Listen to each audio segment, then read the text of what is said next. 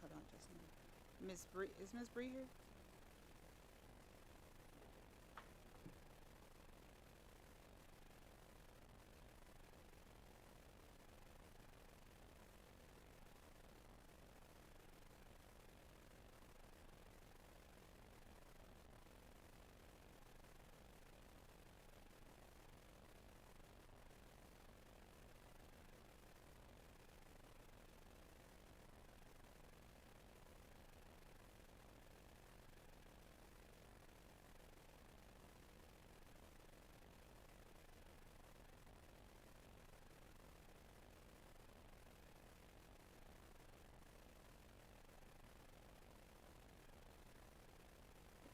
I'm sorry. Miss Bree, can you call us to order, please? Yes, ma'am. Time is 6:40 p.m. Mr. Hikes, Present. Miss Weiss, Here. Miss Hubbard, Here. Miss Vowell, Miss Jones, Miss Jones, Mr. Davis, Present. Miss Cousins. Yes. We have a quorum. Can we stand for the Pledge of Allegiance, please?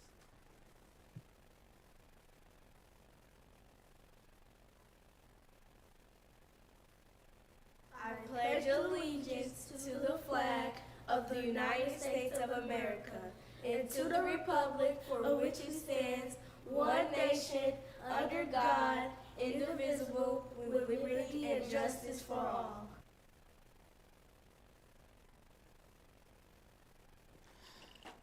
We're going to begin with presentations. Dr. Borshay, do you have a presentations on transportation? Or an update, I'm sorry. Good evening, President Cousins. Yes, I do have an update. Good evening, Board President Cousins, members of the board, community members, and our viewers who are watching. I'd like to provide a brief update on attendance and transportation. On the first day of school, our attendance rate was 72% of our projected enrollment, which is similar to 23-24 school year. Our attendance rate has continued to increase, and by Friday, August 23rd, 2024, our attendance rate was at 86% of our projected enrollment. During the second week of school, on Monday, August 26th, yesterday, our attendance rate was 88% of our projected enrollment. This is a testament to our parents working with us and getting our scholars to school, our family community specialists calling parents, Local 420 teachers calling parents, principals calling parents, and facilitating open houses to welcome parents and students to the new school year, and our student support services for ensuring that each elementary site had before and after care, which started off with 401 students on the first day of school for before care and 910 students for aftercare, and it continues to grow. Last week, our transportation team had an opportunity to collaborate with a variety of departments, which included student support services, special education, early childhood education, the multilingual learner department, which is also known as ESOL, our pupil accounting department, and our parent liaison. From there, here are some things that we've learned. Our routes need to be more efficient. Utilizing information gathered from our opt-out survey. The same staff who are responsible for routing were also responsible for answering phones and responding to emails. We need more buses with wheelchair lifts, and then technology integration needs to be optimized. Our action steps as a result of that: we've temporarily reassigned several members from district office staff to the phone bank for the transportation department, and I want to say a huge thank you to them, because that means something else isn't getting done. We are in the process of reviewing our routes and thinking about the cascading impact this may have. Parents may receive or will receive updated information on Friday, August 30th, 2024. A huge thank you to our routers for the heavy lift in reviewing the routes, and a huge thank you to the principals for coming to central office this morning at 7 a.m. to review the updates done by the routers. Transportation continues to be a national issue, and we appreciate our SLPS team, which includes students, staff, parents, and board members in finding solutions to our community. That concludes my attendance and transportation update. I'd like to bring on professional learning. Before we go into professional learning, is there any questions that anyone have to Dr. Borshay in regards to transportation report? Are we going to have a more detailed presentation with slides at the next meeting for the public to view as well? There will be a formal presentation after Labor Day. Yes. Vice President Davis. Yeah, so Dr. Borshay, just to, so I understand, so the work that's going on to optimize the routes, would that result in more students getting traditional yellow buses? And will that be a change that you expect coming after Labor Day? Yes. Thanks. Dr. Borshay, when you are providing the background information that you're getting, I'm trying to get clarity in regards to how you all are able to collect the information. And I don't know if this is a Dr. Borshay question, if this is a Dr. Dino question, Chief Watson, but I'm understanding there are ambassadors that are at each school. Can you kind of enlighten us as to how the ambassadors work and what that process looks like? So the ambassadors are at the schools. The ambassadors are working with us at different sites, and what they're reporting back is the efficiency of the buses and what needs to be updated, and we're taking that information and then creating an action plan from there. So are they just focusing on the transportation, or are they focusing on attendance, or like, is it the overall system of the school itself, or is it just transportation is what I'm trying to understand? It is the overall system of the school. They're giving us feedback on meals. They're giving us feedback on cleanliness of the building. They're giving us feedback on the efficiencies of the routes. They're giving us feedback on our alternate vendors. They're giving us feedback on everything. And is this ongoing, or is this just for the first week of school? This is going to be ongoing for this next week. So we had the first week, and we're going to be working with them, or they're going to continue working with us this second week of school as well. And out of curiosity, how were you able to identify the ambassadors? Our ambassadors actually selected schools that they wanted to partner with because they've already had pre-existing relationships with those schools, and they wanted to make sure that they were able to support those schools in getting started. Thank you. I have one more question. This may be for Mr. Watson, and maybe Colonel Davis. Have there been any reported incidents of safety violations or safety issues with any of the transportation providers? So to date, we haven't had any issues. I'll defer to Colonel Davis for Metro bus riders. Nothing from Metro so far. The biggest issue is some of our dismissals, mainly Gateway. They stem because of that huge crowd of kids that kind of wait there for pickups. But we're actually working with Principal Berry on that. We actually had a meeting today. We're going to try to find a better way to do that and keep our kids on our grounds to be able to better watch them and make sure that they get safely to the spaces. And that was kind of a similar concern back in 2022 when they were getting the Same bus thing. routes. Same thing. And so, I mean, I've seen some things, people on social media saying some things. Have there been any sort of, expectation setting or any inspections of, especially, I guess, the smaller transportation vendors to make sure that kids are wearing seatbelts, that they have, I know the booster seats, how has that worked out? So a lot of the initiatives that we've done, we actually get instant feedback, meaning the principals, school leaders, school staff, family support specialists, they contact transportation immediately, or myself. We address those issues. We haven't had a lot of issues. There was some concerns with just some of the alternative vendors, just in regards to making sure they had decals, identifiers. Those issues have been addressed. We do plan on meeting with those alternative vendors on this Friday to share some of the feedback that Dr. Borshay mentioned, just in regards to on-time performance, reiterating safety, and just some of the protocols when it comes to driving our scholars to school.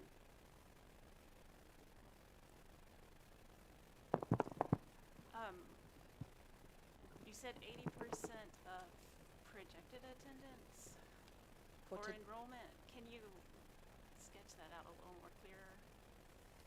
For, 88%. Really, it was a great number.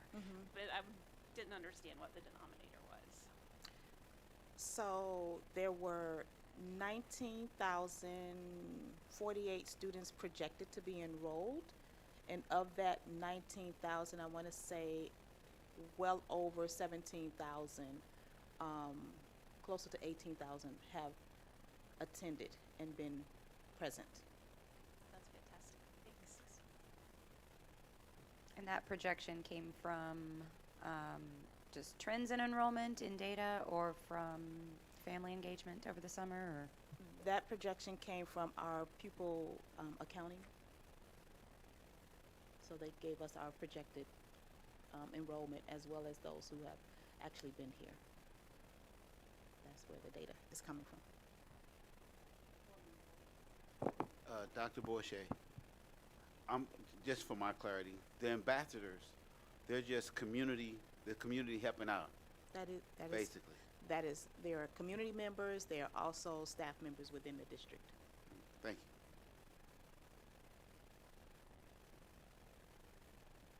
And Dr. Burchett, you said parents will get updates on August 30th. So all parents of students who are assigned transportation will receive some sort of update on Friday, or were you talking specifically about folks who may be having a change or something along that along All those lines. parents will receive an update. Okay, okay, thank you.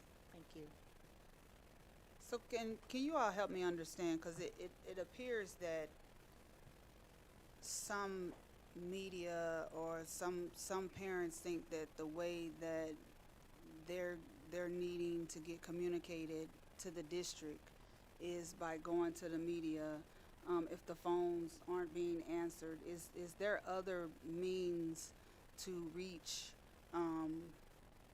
someone in the district regarding transportation if the phones aren't being answered?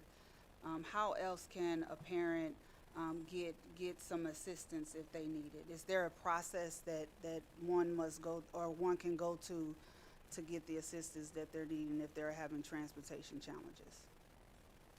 The quickest way is to reach out to their school principal. What we are finding is, in some cases, the parents have not yet registered or enrolled in St. Louis Public Schools, all of the ones that we have communicated with or reached back out to. But the quickest way is to reach out to the building principal. The building principal will then reach out to their network superintendent, and someone will respond to the parent. We want our parents, we want our students in school, so someone is going to respond.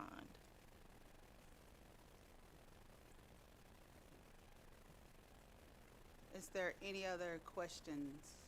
Oh, I'm sorry, Secretary Jones, I didn't see you. I don't have a question, but I do have a compliment, and I want to thank the district for providing gas cards to those families that were in need, because I know that the cost of gas is very high, and so I really appreciate the district doing what they've done. Thank you. Thank you to our finance team. Thank you. Can you talk a little bit about what happens in the event of an absence related to transportation? Like when a family has a car breakdown and they aren't able to get their student to school, that's not necessarily an excused absence, but if a private vendor has a car issue, flat tire or something, how would that student's absence then be treated? I would need to get back to you on that. Thank you.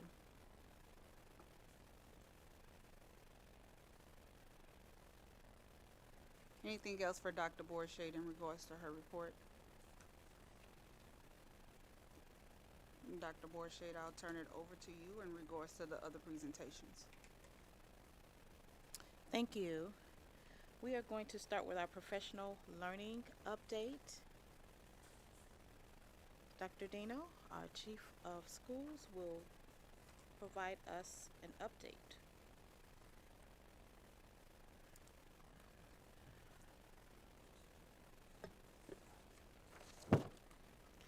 Hi, good evening, President Cousins, members of the board, Dr. Borshade. I'm here tonight to share a professional learning update and our plans for supporting professional learning for the upcoming school year. High quality learning experiences for staff is in alignment with our SLPS strategic values, because that is how we can work to have high quality learning experiences for students. In order to achieve our student success goals, professional learning for the adults in our system needs to be coherent, aligned, and focused, heavily focused specifically on our student success goals.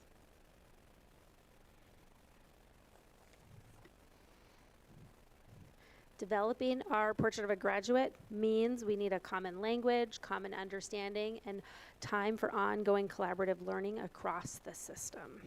It's only through our work together that our students are going to be able to meet their goals and reach their dreams. This year, we made several strategic shifts in our back-to-school professional learning. We reduced the number of cohorts, meaning tracks of teachers learning, getting professional learning, so that we could better track our evidence of impact. Instead of having 69 different offerings, we reduced that to 22 that were more focused and aligned with our goals. All of our content was aligned to our instructional vision, our portrait of a graduate, our student success goals, and our strategic values. The more aligned we can be with our professional learning, the more aligned our teachers can be in the classrooms, and the more aligned that the instruction they can provide to students. We also work to provide more time at school sites to allow leaders with their staff and meeting the unique needs of their individual schools, making professional learning relevant and impactful in each of their own contexts. It promotes collaboration among school-based teams and provided space for their strategic planning for the upcoming school year. Every teacher, regardless of content area, received professional learning this year around gradual release and academic conversations. And those are the two high priority instructional strategies that we are going to be focusing on throughout the whole school year. There was feedback in an early on survey that staff members in special education and teachers of our English language learners felt like they often missed out on core content. This year, that was not the case. We provided core content to every teacher across the school district, regardless of their department, because we're all one team for students. The professional development department met with content specialists and network superintendents to review all content before it went out. And so it was to ensure it was in alignment with our district priorities, it promoted coherence across our system, and that it was high quality content for all teachers. Now I'm going to talk a little bit about some of our specific initiatives over the course of this year. We are really excited to get started with Z-Space. We'll be launching our Z-Space learning for students.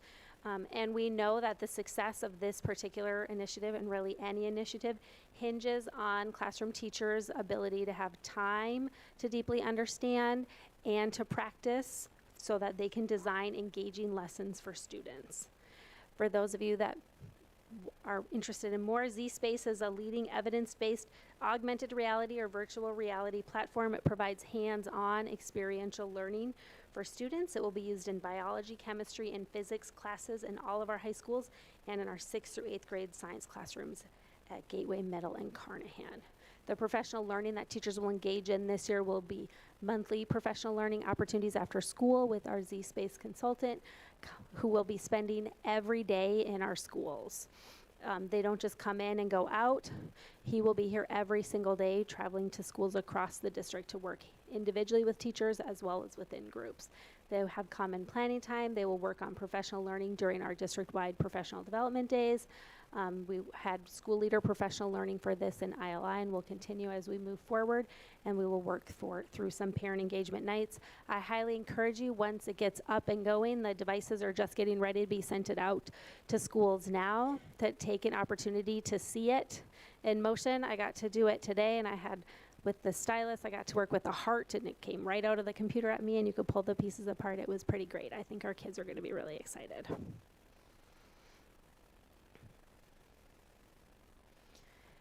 We are also in our second year of our reading and writing initiative for our comprehensive schools. We've added another cohort of schools this year. This is a focus specifically on job-embedded professional development for 3rd and 4th grade teachers. This is really laser focused on our 3rd grade reading goals. To enhance literacy experiences for students and to provide time for collaboration for teachers. In several of our elementary schools, the 3rd grade teacher may be the only 3rd grade teacher in the school, and so they don't have a lot of opportunity to connect with other 3rd grade teachers. This reading and writing initiative allows them that opportunity to work across school sites and enhance their instruction. Teachers participate, principals participate, our academic instructional coaches participate, our network superintendents, as well as others. Everyone participates because we're all in to make sure that the reading and writing experiences that we can promote for our students are really high quality. Though we're focused on these 2 cohorts, it will allow us to have learnings that we can apply it across all school sites. Dr. Dino, can you go a little bit more into detail about this program? This is the program that came basically out of the Literacy for the Little initiative that started in January of last year, correct? Mm-hmm. So yep. This is the initiative, or this is the program, the first cohort that was presented. This is where we were able, I think we used to have some of them that's still up, where we were able to see where our scholars were, like in January or February on a reading level, and then it showed their level of growth come the month of May.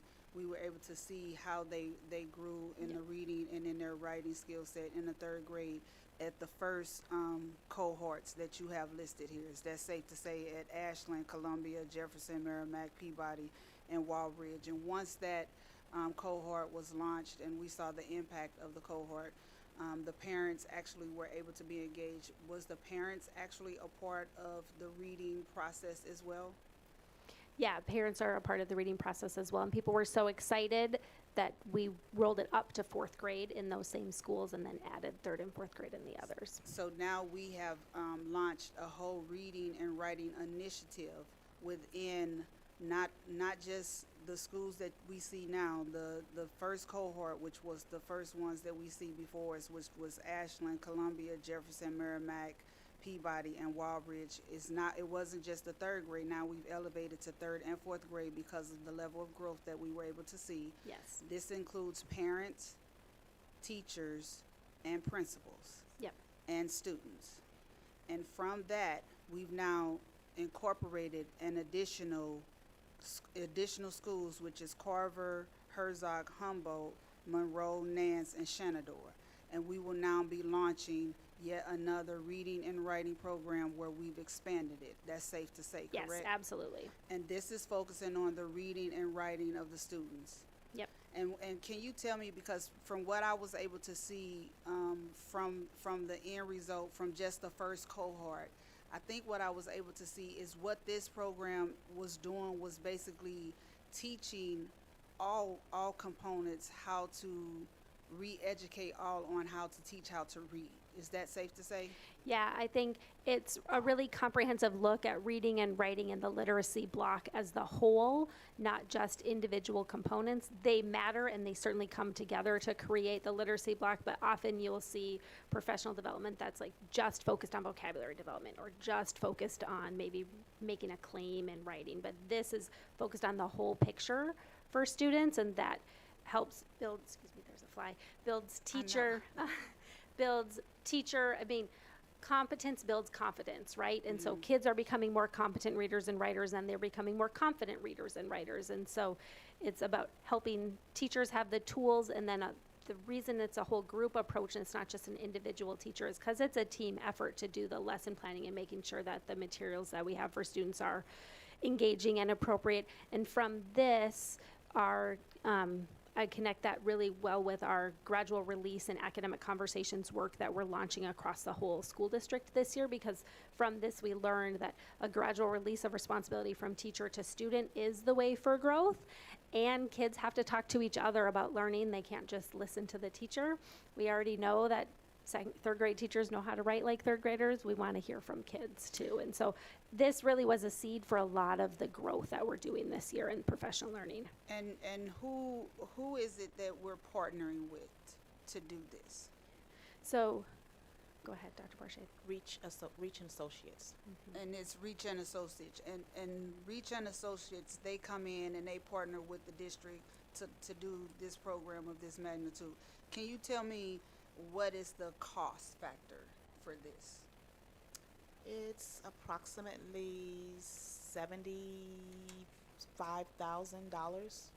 It's $75,000 to launch a program now within 15 schools, 15 elementary schools, about 15 elementary schools. Correct. And this program will go from how long?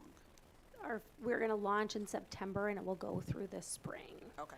And I guess I want to say, yes, we're working with Reach and Associates, and part of what we're learning is how we're going to be able to do this independently in the future. This is not something where we are always going to be relying on them. Like, they came and they come with a lot of expertise, which is great, and they're working right alongside us so that they can kind of work themselves out of that process so that we can continue with this on our own.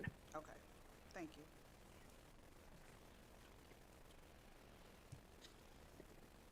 Can you explain a little bit about how the cohorts were chosen, how the school sites were selected based on all the schools in the city, which ones were chosen to be sort of the pilot guinea pigs? Certainly. The school sites that were selected were the schools that have been identified by DESE as comprehensive school improvement schools.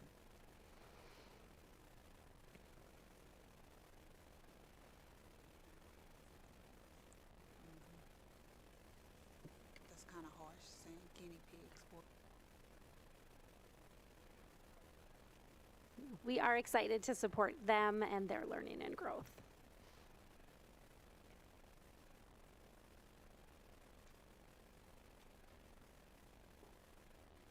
So I just highlighted in depth 2 different professional learning initiatives for this school year. Now I'm going to share a monthly cadence of the different professional learning that will be happening kind of across the district. You'll see as we look at each month that there are things that repeat, and I'll just be highlighting a few things in each of the different months. But in September, we have our first principal learning session, and we meet monthly with principals and network superintendents and members of the academic team so that, again, we can keep aligned and focused on our instructional vision, our attributes of a leader, our portrait of a graduate, so that we keep all of our work moving forward. Our reading and writing cohort launches September 17th, so we're super excited for that. And our district-wide professional development day will be the first one will be on September 20th, and our 2 district focuses for that day will be focusing on our lesson planning template to ensure the gradual release of for teachers and the academic conversations. We're launching that for staff as a method of providing support for lesson planning. And reviewing and revising our school accountability plan. Schools spend a lot of time developing those in the spring.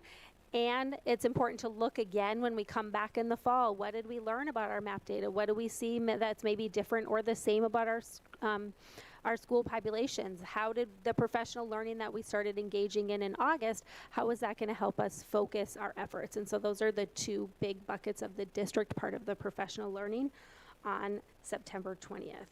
Our learning labs will also launch. Oh, excuse me. I'm sorry, could you explain what gradual release means? Because to me it sounds like letting the kids out from school in a staggered time. Absolutely.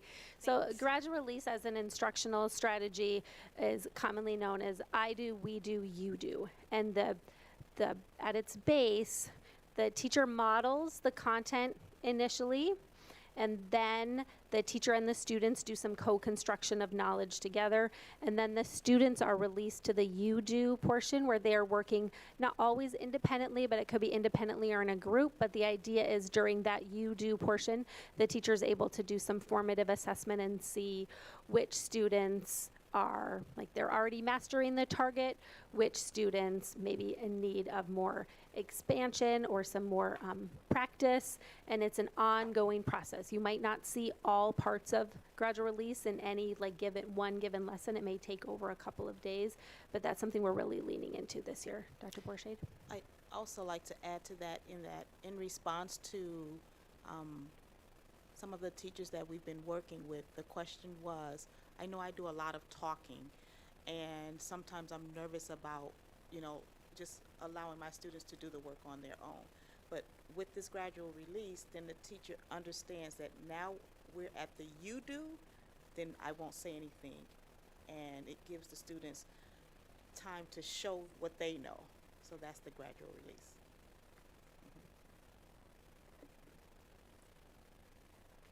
Dr. Dino, I do have a question about the gradual release. Where do parents come in to this process with the reading and writing cohort? I know you talked about the you do in terms of the student. We're trying to figure out if they're comprehending the lesson plan, but how are we helping the parents to help their children? Because many of the students, they learn a lot at school, but is it being reinforced at home, and how do we double check that to help with the program? And so a lot of that comes into play with the individual relationships between teachers and their families and their students. Once we finish this initial round of the beginning of the year reading and math STAR assessments for students, students will be setting goals with their teachers for where they want to grow, and then that's a good place for the conversations between the teachers and the students and the parents to talk about what are the things you can do at home, what are the things we can do together. Part of the you do process also includes some level of, I'm going to call it publishing, but doesn't necessarily mean it's going to be printed, but some level of showcasing of student work so they can explain what they learned to their peers and to their families. And so part of that is it's individual to the student, because what one student may be working on might be a little bit different than others. And then as well, your typical beginning of the year things like making sure families know that reading for 20 minutes a day is really important in elementary schools to get ready, whether you're reading to your student or your student is reading to you or your student is reading to themselves or younger siblings. Like that's a key component of what we know builds a strong partnership. Our parent university will launch on September 5th, and that's an opportunity for all parents in the district to join with our family and community engagement team to learn about ways to support their children. And how do the parents get in touch with the parent university? So they can contact their family community specialists at their schools. They can reach out to Director L. There's information on our website, but the big launch will happen on September 5th. And my last question is about, it might not be related to what we're talking about, but cursive writing, since you talked about reading and writing. Because I'm going through this with a young person, and I went to Family Dollar, and I looked around for cursive writing books, and I don't really see them out there. Just, what do we do? How do we do So this? cursive writing is a Missouri learning standard, and so students do work on that in the 3rd grade. They do? Okay, thank you.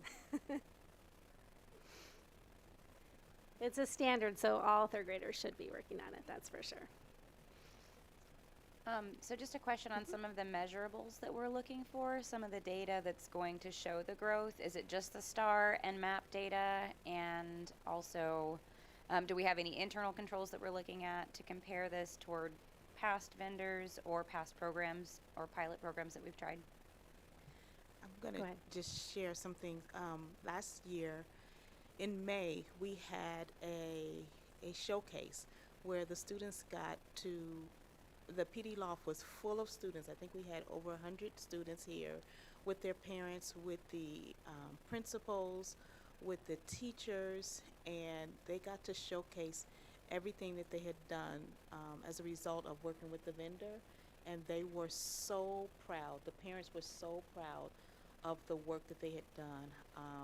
And then one of the young students was also, he did a presentation at the board. He was the one that spoke about Hershey. So there's a presentation at the very end where the students get to showcase what they've learned. And you see the confidence in the students that has grown from just that short period of time, but now we're doing it over the entire course of the year. So yeah.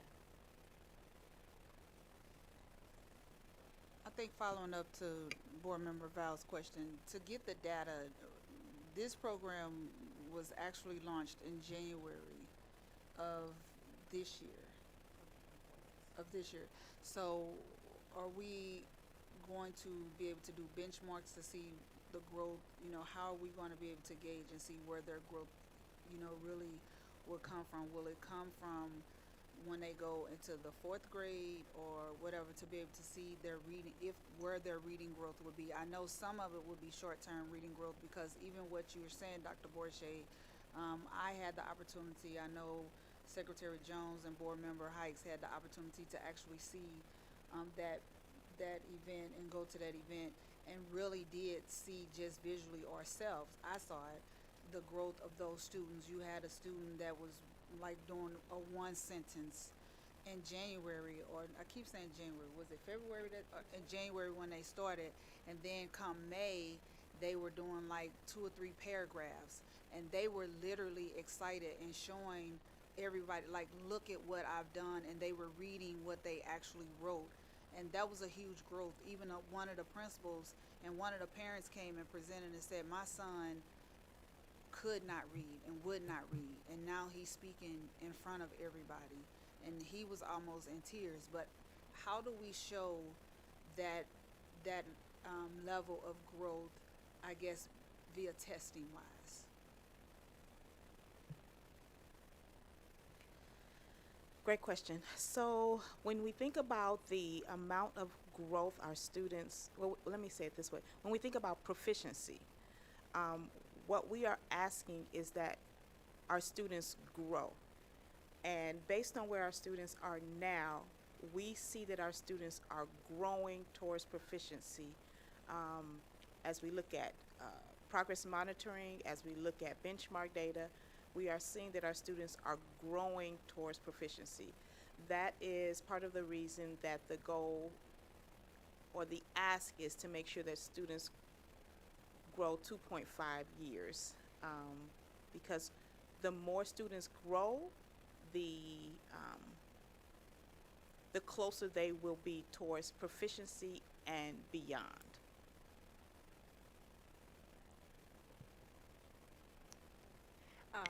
Quick question about the growing 2.5 years. Could you explain that a little bit more, Dr. Borche, and why would we, in my mind, that just seems a little unrealistic, but could you explain to me how that is realistic for a student to grow 2.5 years?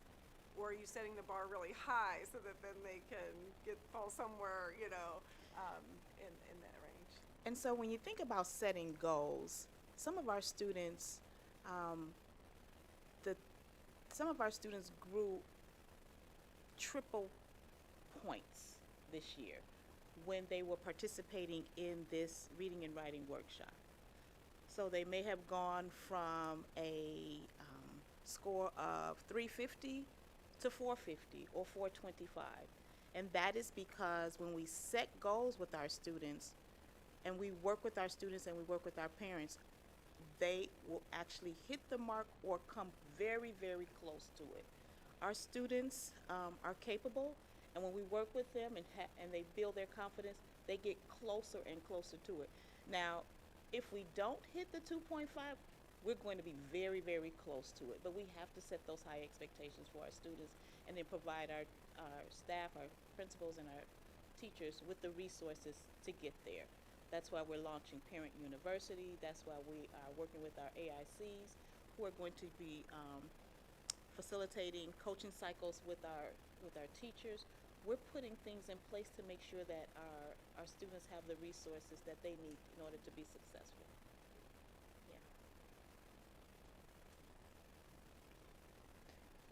And sorry to go backwards, but I was kind of trying to follow the flow. More about the gradual release. That's kind of how I remember going to school. We're going to do this together. I'm going to tell you we're going to do it together, and then you figure it out, and I'll kind of stand back.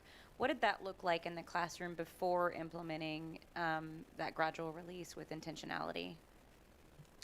I wish we could show the video, because there was a teacher. He said, at first I was really, really nervous in terms of letting my kids just do it on their own.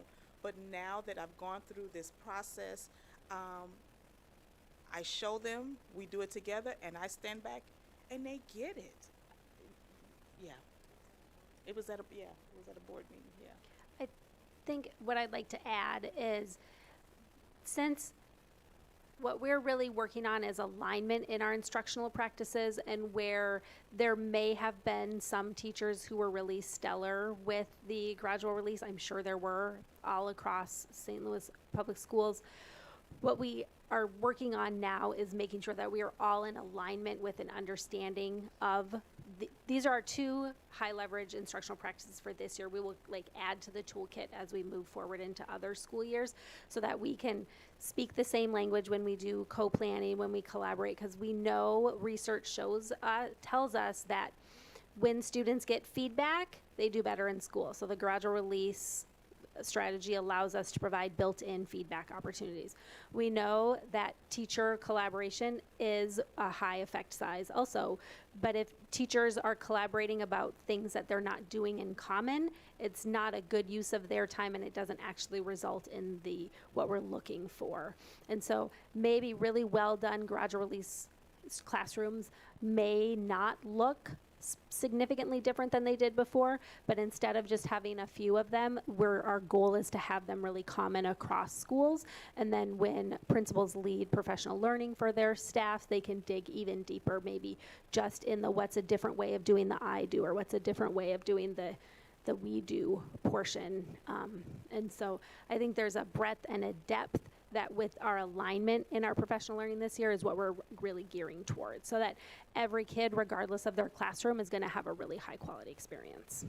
Thank you. And I'm glad you added that part about regardless of their classroom, because that was my next question. Is we have a high rate of student mobility or student transients. So if they're coming from a school that is doing the gradual release or, you know, implementing this program, and then they're going to another school because their family has moved, or there's been a disruption in home life somehow, or they maybe were housing unstable.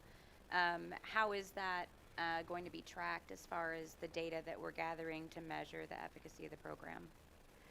So are we talking about the use of the gradual release, or are we talking about the reading and writing initiative? I guess kind of both.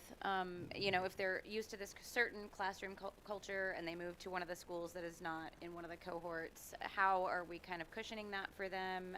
And how is that impacting our data, and how are we accounting for that at the end of the analysis? So those are all great questions and some good learnings for us. That's part of why the Reading and Writing Initiative team is more than just the principal and the teacher in those schools, because as Dr. Borchade said, our AICs, they travel across schools and can bring things with them.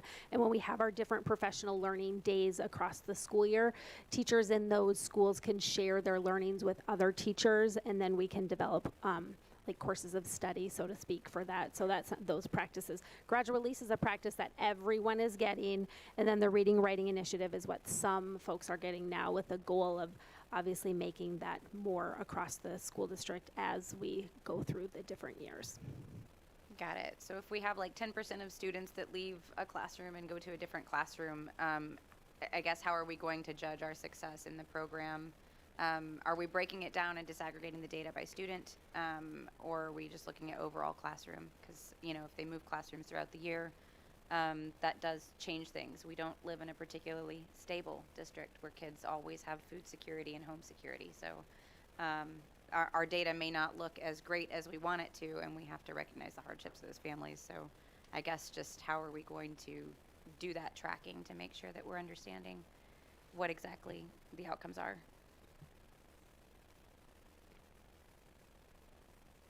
So taking all of that information into consideration, we will look at the data and learn from it and share.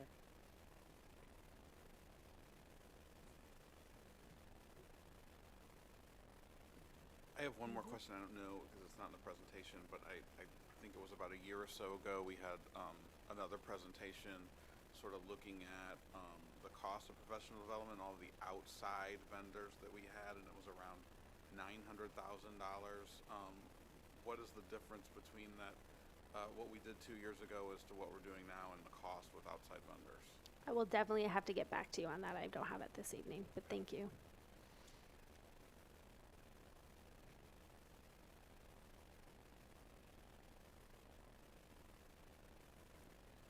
Any other questions?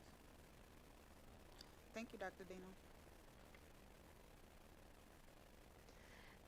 So now I'll just take us through the calendar. If you're interested to see what, I just will highlight a couple of things. It won't take too long, I promise. This August calendar shows all the variety of PD that was available during the month of August. We can highlight that among all of our offerings, all staff participated in some school safety training, and all schools had opportunities to gather as teams to get ready for the new year. In September, I want to highlight our RSP training. Those are reading success plans. It's really an opportunity for us to support our students who need the most support in reading, so we provide training early on to teachers. We're also launching an aspiring principal program in September. This program is designed to support assistant principals in their path to the principalship. This series supports the development of the attributes of an SPSL instructional leader and provides members an opportunity to collaborate across the school district. We want to have really high quality instructional leaders who want to stay in SLPS, and we know that school districts that are really successful with retaining leadership often have these types of aspiring principal programs. So we're really excited to launch that this year. And our St. Louis Plan consulting teacher team will continue their efforts with cognitive coaching in September. Cognitive coaching is a structured coaching model that supports coaches in having reflective conversation with teachers, which in turn supports reflective practices and planning through cycles of coaching. When we look in October, we will be I'm highlighting our year 2 of restorative practices training for our before and after care site supervisors. They participate in professional learning so that they can bring that back to their schools. This monthly PD is provided by our partner Rethink Ed, who we work on for our social emotional learning, enable the site supervisors to support restorative practices at their sites. SLPS will also be sending a team to the Ed Leader 21 conference because our Portrait of a Graduate team has been asked to present our Portrait of a Graduate work. As we go into November, other professional learning that we have happening is we have beginning teacher assistance program training. The Missouri State requires, which is great, some professional learning for our novice teachers. They've increased some of their state requirements, and so we are increasing our offerings to teachers this year. They'll participate in quarterly PD for 2 years as they support their entry into the program. Our safety and security team will be having monthly trainings as well, focused on all aspects specific to their roles, such as omnigo, de-escalation, human trafficking, and even customer service. That's important for all of us who work in the school district.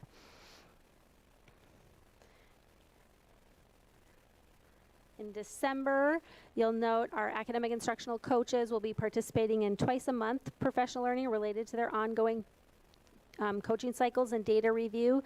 The data that they review is about their coaching as well as student achievement data, and so we're looking for outcomes in both areas.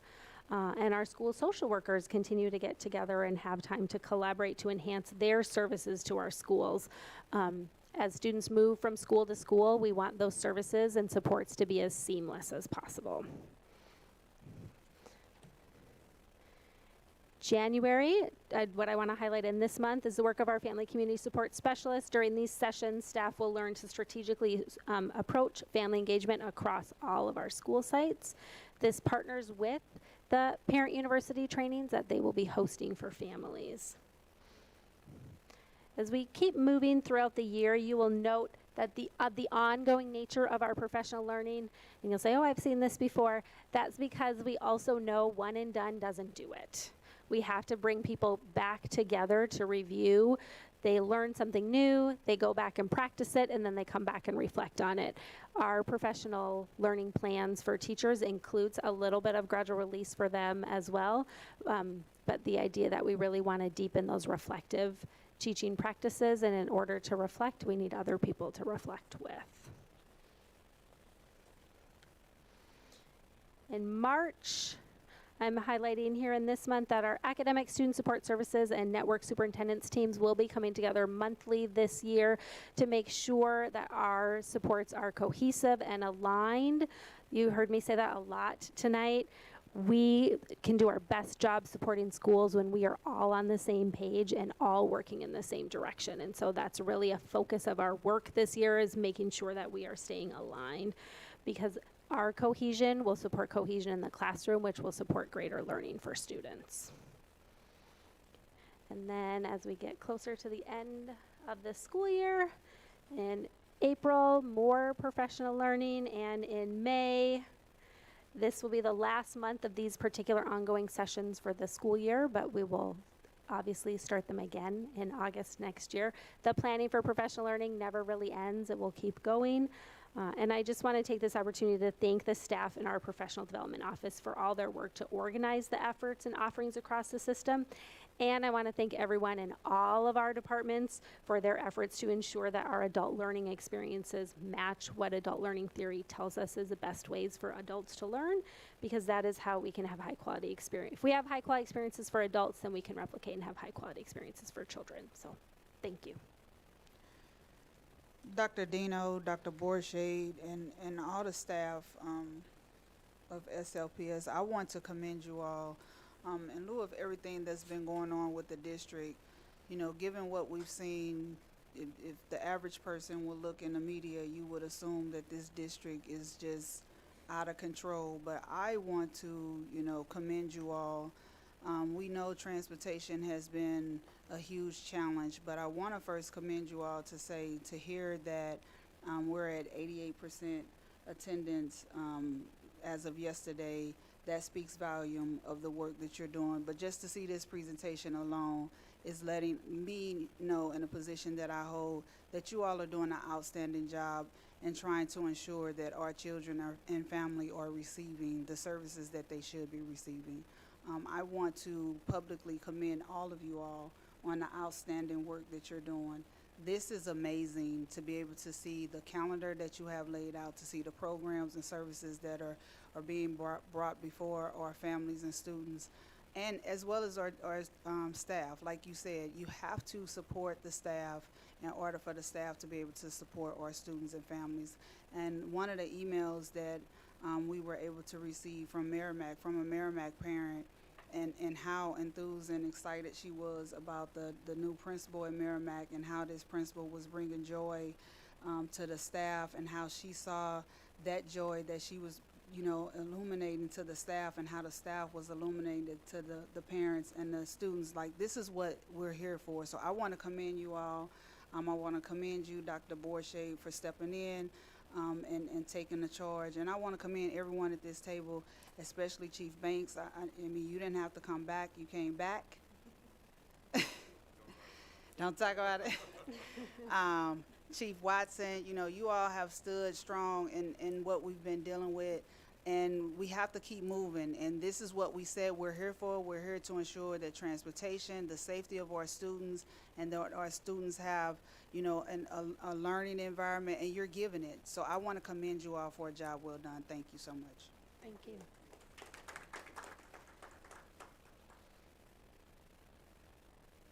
Go to someone else who just cannot seem to let us go.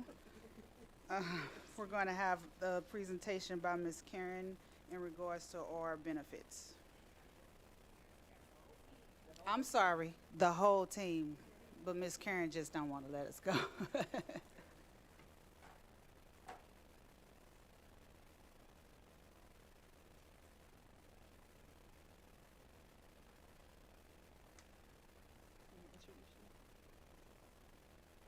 Good evening.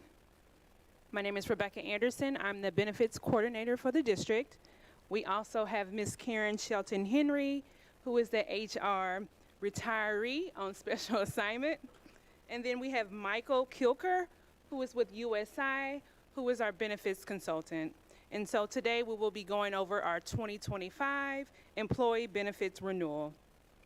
The agenda for this evening, we will go over our medical coverage, our pharmacy funding, our wellness program, the employee assistance program, our ancillary overview, total 2025 cost estimates, recommendations for 2025, and then the initiatives and important date reminders.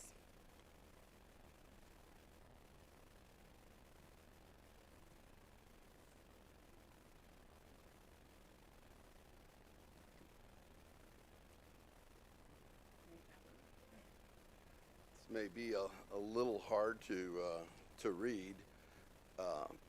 As Rebecca said, my name is Mike Kilker. I'm with USI, and I've worked with the district for a number of years, all with Karen. Everything said about Karen is absolutely true. She's outstanding.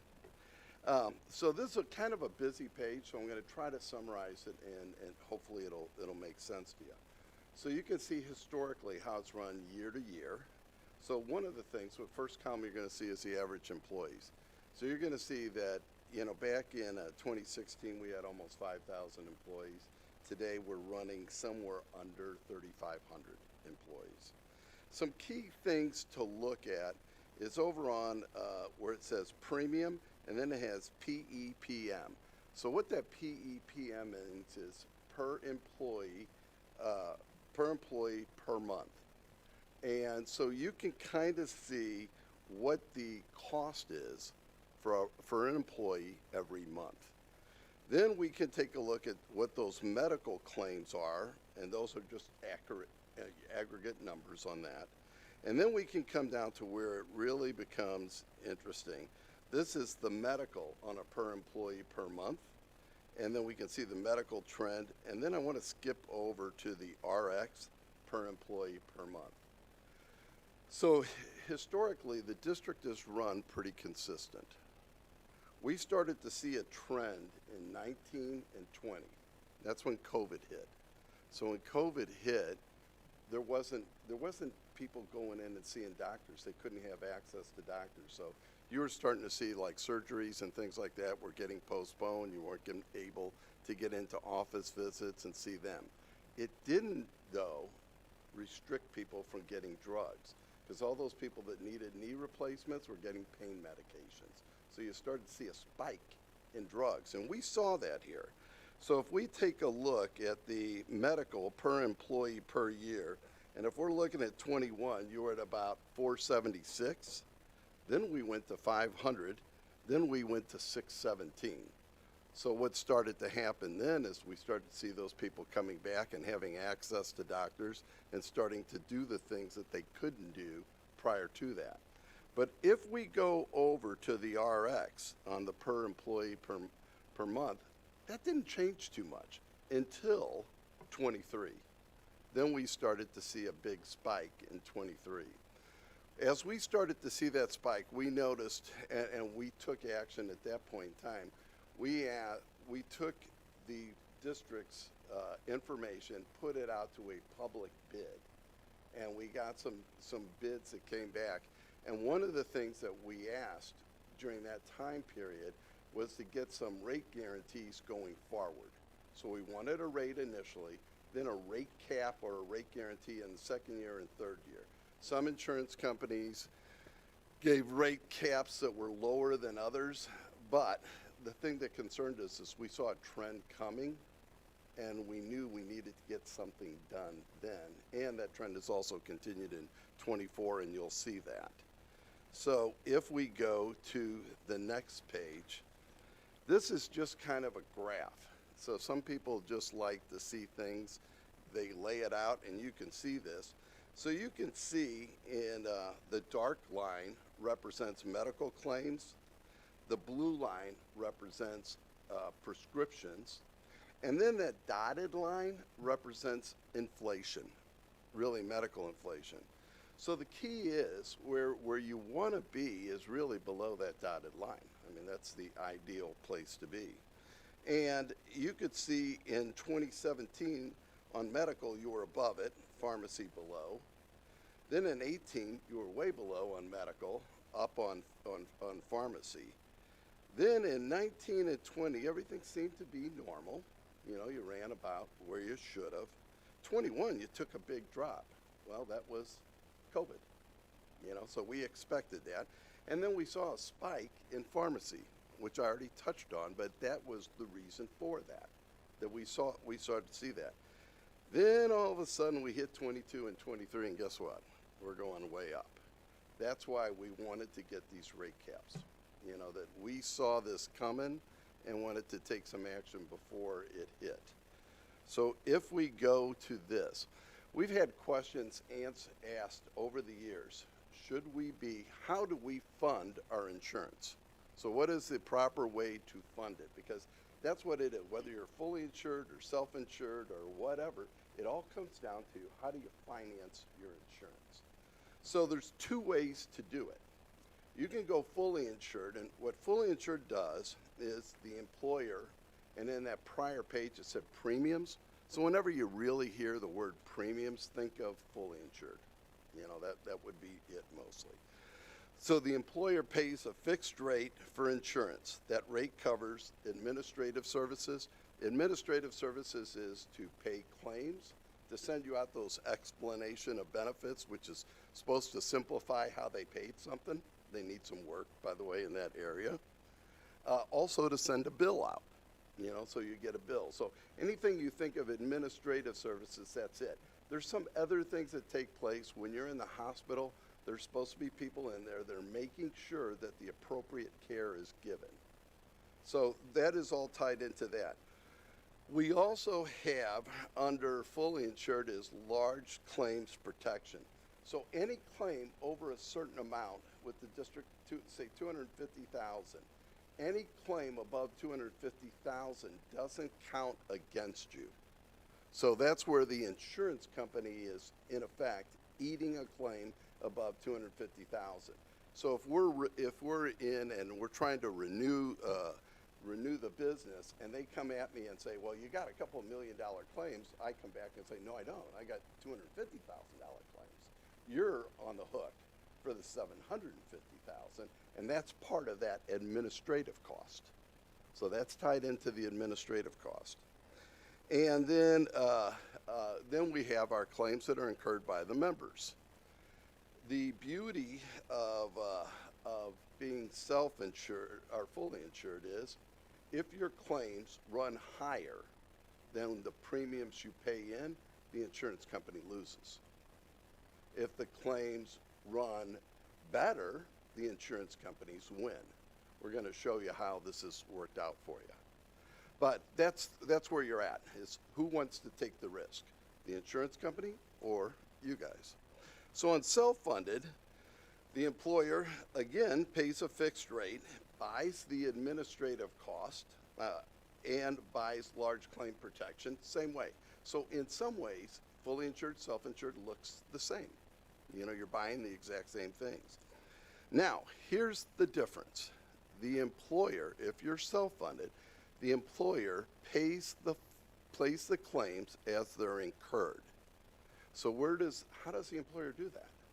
Well, the employer has to set up a banking arrangement to draw money from to pay claims. In this particular district, you'd probably be safe to say you'd have to have an account with about $40 million in it so they can draw from it. Doesn't mean that all 40 million is going to get taken out. It just means it has to be there in case you need it. And if the actual cost of the claims is more than expected, the insurance the company, loses money at that point.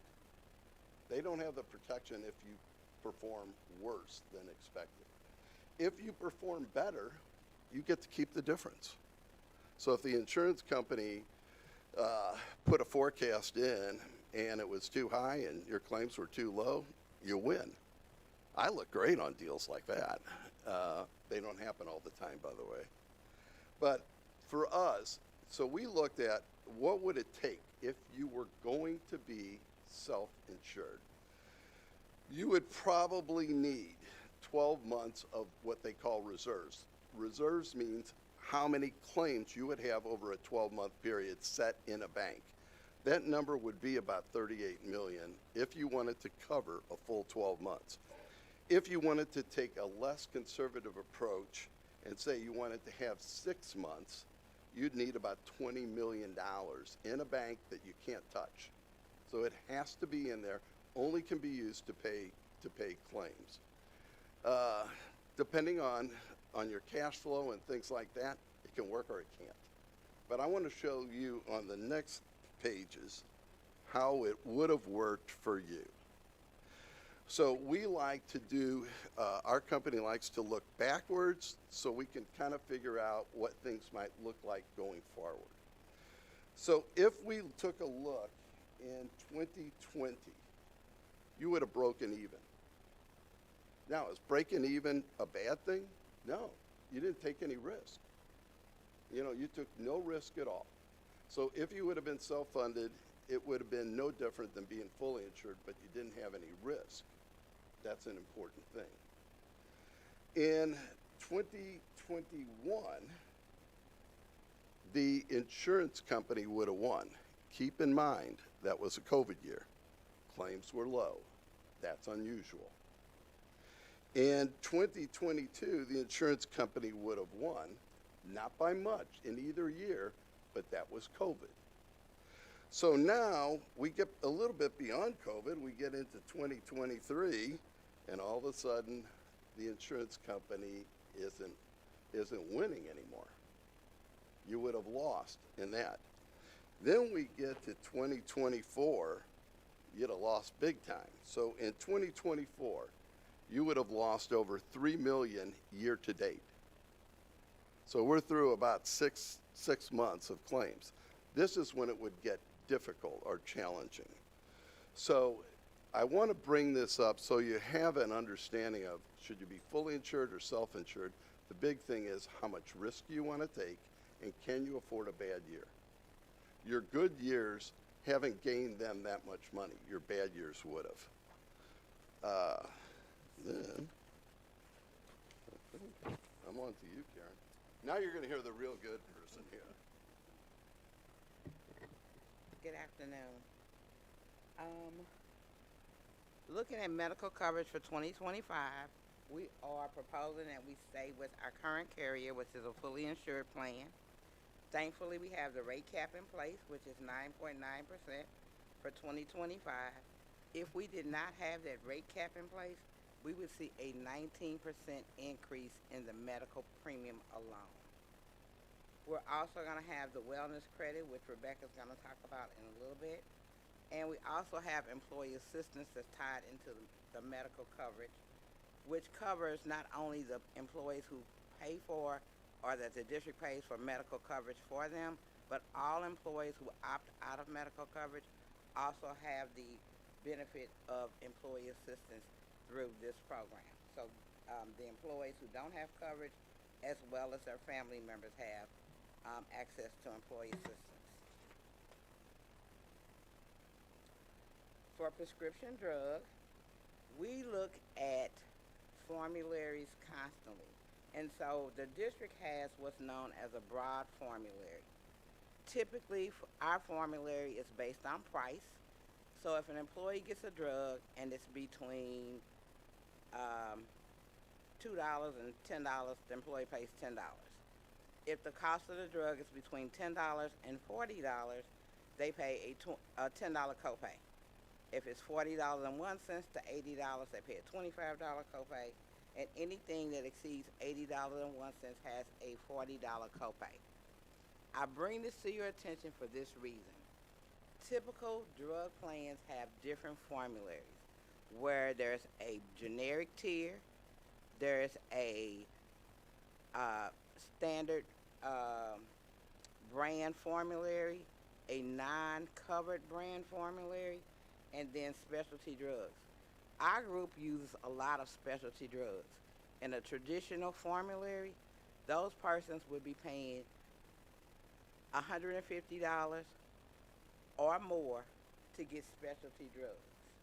And as you see in future slides what our usage is, you'll understand why we try to maintain the formulary that we have today.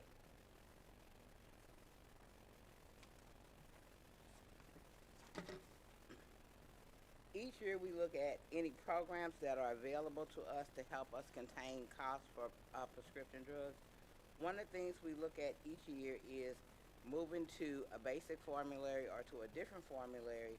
And as we look at that, we also look at member disruption. So this chart shows you that if we moved to a different formulary, non-preferred to not covered drugs, there would be 190 people affected. For drugs that are preferred that would now become non-covered, there's about 104 people affected. This is just the active population. If you look at the retiree population, that's also included in our plan, those that are pre-65, you would probably look at this number doubled or even tripled.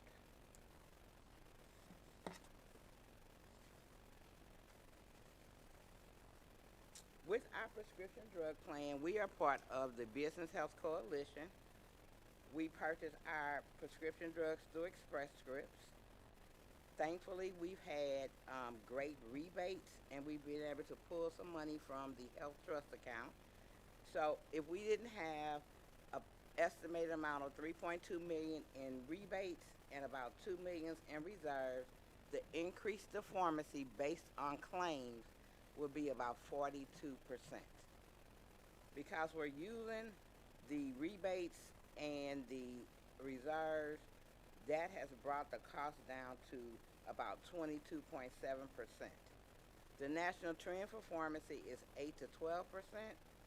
Our trend is at 15% for 2023, and it's projected to be about 19 to 22% for 2024. The district's pharmacy plan is self-funded.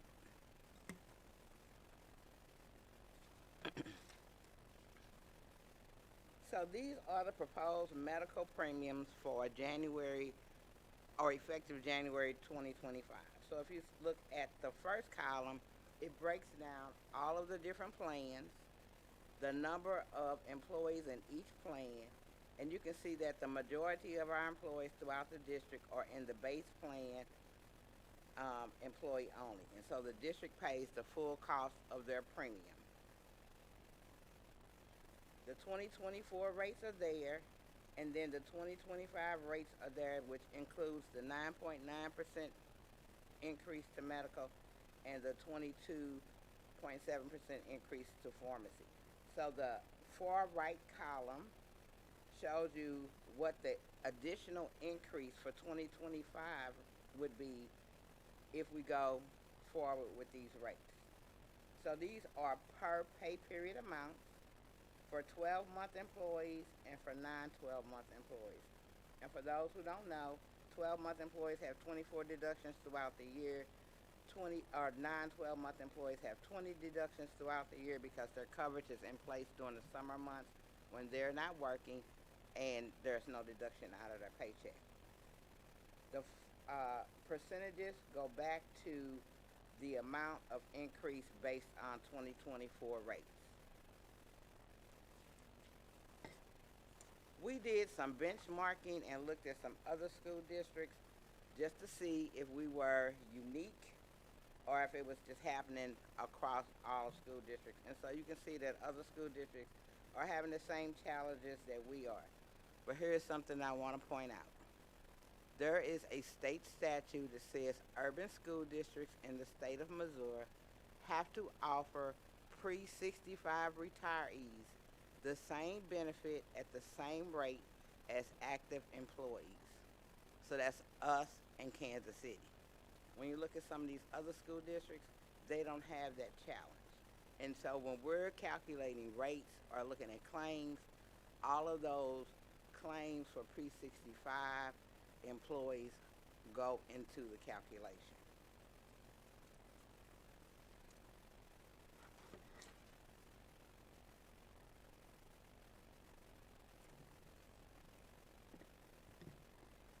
With our wellness program, we will continue it for January 1, 2025. Our wellness program includes the wellness program credit of $100,000. This includes a wellness platform, Simply Engage, which is a program for our employees to earn money up to $300 for doing like biometric screenings, flu shots, or anything of that nature. United Healthcare also provide a dedicated wellness resource to assist us with the wellness initiatives.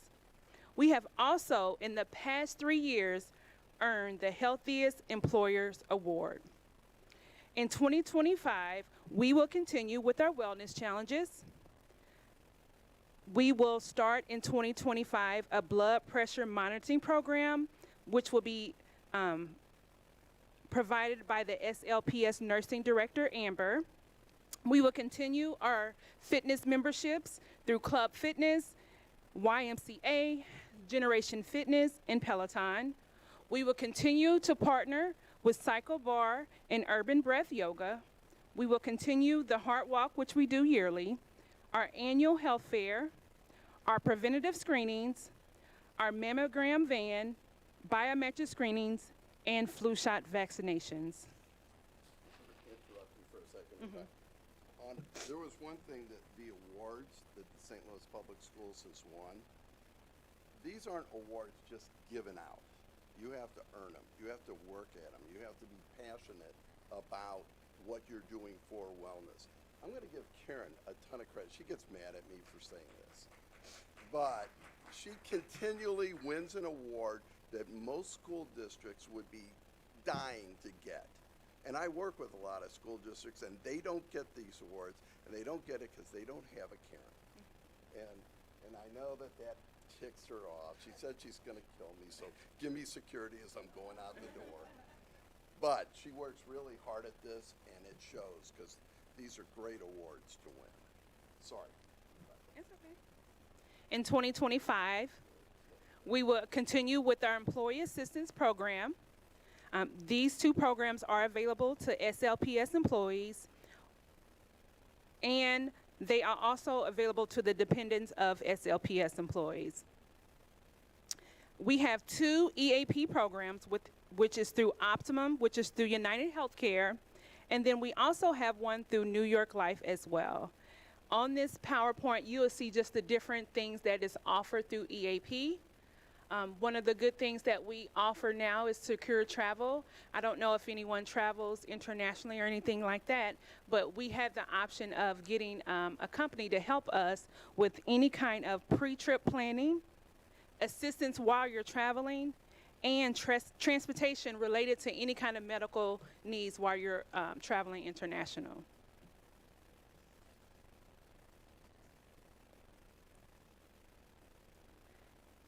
Effective January 1, 2025, all lines are currently under a rate guaranteed until 2027. That includes Delta Dental, which is our dental carrier, our vision carrier, which is Vision Benefits of America, our basic involuntary life, short-term disability, long-term disability, which is all through New York Life.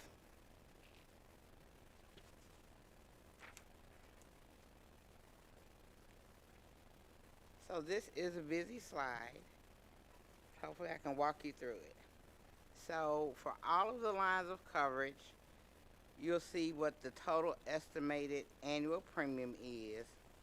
And so you can see that the total estimated premium is going from approximately $39 million to $44 million, or an increase of $4.7 million or 12%. The employee responsibility is increasing by $408,000 or 10.1%, and the district's responsibility is going from $35.4 million to $39.8 million or 12.2%, which is about $4.4 million.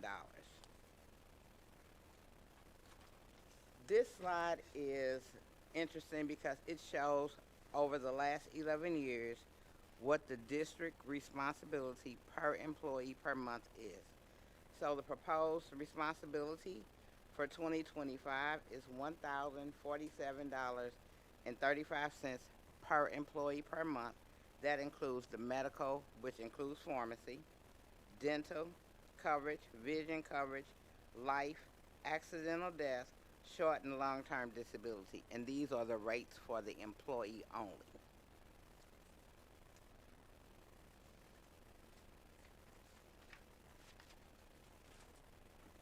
Our renewal recommendations for January 1, 2025, renew all plans with the current carriers.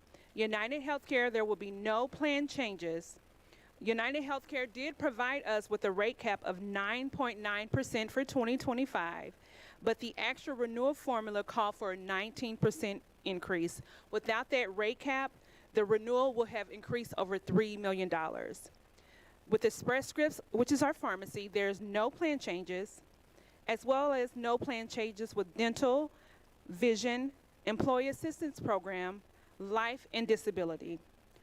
All plans were marketed in 2023 for the 2024 plan year. Rate caps and guarantees are in place for all lines except pharmacy. And the reason why it's not in place for pharmacy, we are self-insured. So there's no rate caps with our pharmacy coverage.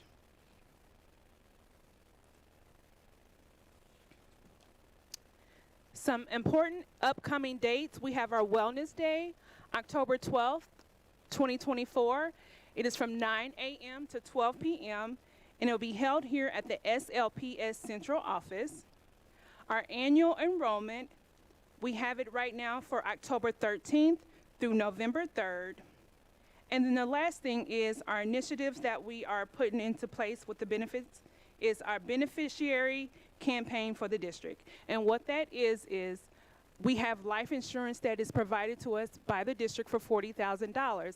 However, there is over 60% of our employees that don't have a beneficiary listed. So what we're going to do is campaign, work in the schools once a week. I'm going to provide presentations to the principals, to the staff.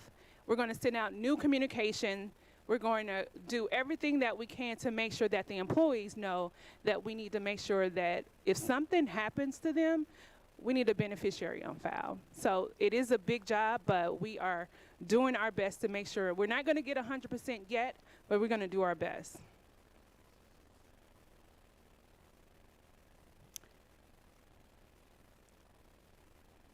Do we have any questions?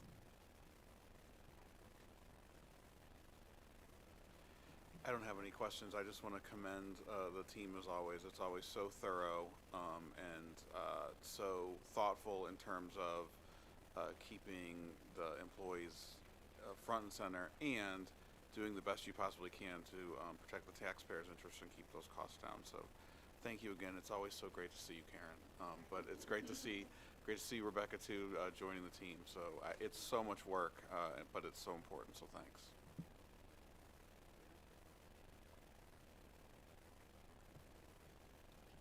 Thank you. I just had some, I actually did have some questions. Can you talk a little bit about the mental health component of it? We do live in a district with a lot of trauma, kids coming to school with trauma, teachers kind of having to absorb that. So what are we offering as far as mental health benefits for our employees? So the thing about our district, a lot of the employees do not know about our EAP programs. So we're going to market this information to the employees. I do weekly school visits, and on those visits, not only am I telling about the beneficiary, I'm telling about the 2 programs that we offer with EAP.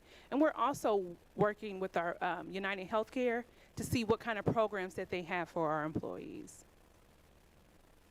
Thank you. And then the other question that I have is more of an administrative question, but and those of you who've been on the board a while have probably heard me ask about this before, but 1 in 8 people trying to conceive face fertility challenges, and we always, you know, as a big employer in the area, and many of our teachers are female identifying people of reproductive age, they are putting their families on hold to try to give birth in the summer. They are not able to afford fertility assistance, and they give so much to the kids of the city while putting their own families on hold. So I would like us to, like I ask every year, to look at including fertility coverage for those folks, because it's not a small number. And when we talk about being a competitive employer, those are not cheap services. As somebody who struggled with fertility for 3.5 years while serving on this board to bring my own son into existence, I just want to speak for those teachers who face those challenges. I've gotten emails from teachers who are dealing with this, and they say thank you for just bringing it up. It's not something that we can solve, you know, in one session, but it is important to offer that and to offer that recognition to those people. And that includes, you know, not just the fertility challenges, but also what we're doing around pregnancy loss, especially as we come up on October for Pregnancy Loss Awareness Month. So I know that's not something that's going to get past this session, but I want it to be something that we continue to think about as a board. We will continue to look at that benefit each year.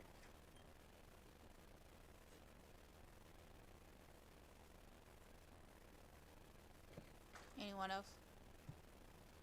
Thank you.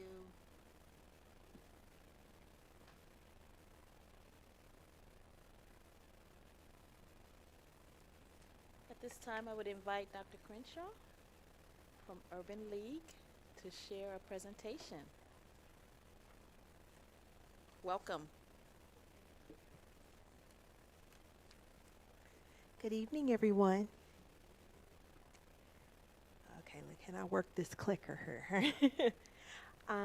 So I just want to take a little brief moment just to share a little bit about our history here and partnership with St. Louis Public Schools.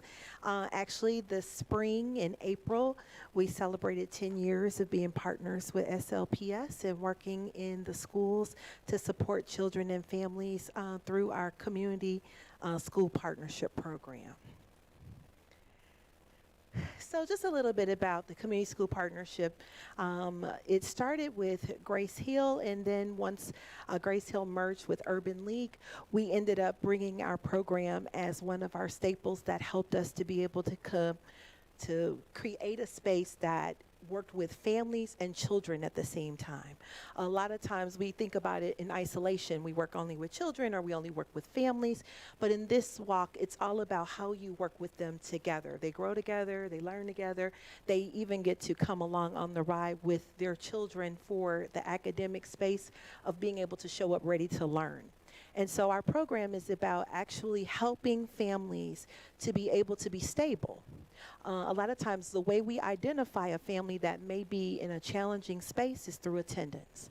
And when we see a child not showing up to school every day, what we recognize is something's going on. You know, if they don't come one day, okay, but if you're starting to see 2, 3 days, 4 days, or a child that normally is enrolled in a school not showing up to school, we try to reach out to find out what's going on. And a lot of times there's instability in the home. There's something going on, something. We don't always know what that something is, but that's normally our clue to check and see what's going on. And so our team works specifically to try to support families by identifying what's going on, what the need is, doing an assessment, finding out what things are in place already and what things need to be put in place to support that family on the outside so that child can get to the inside of that school to be in the seat ready to learn.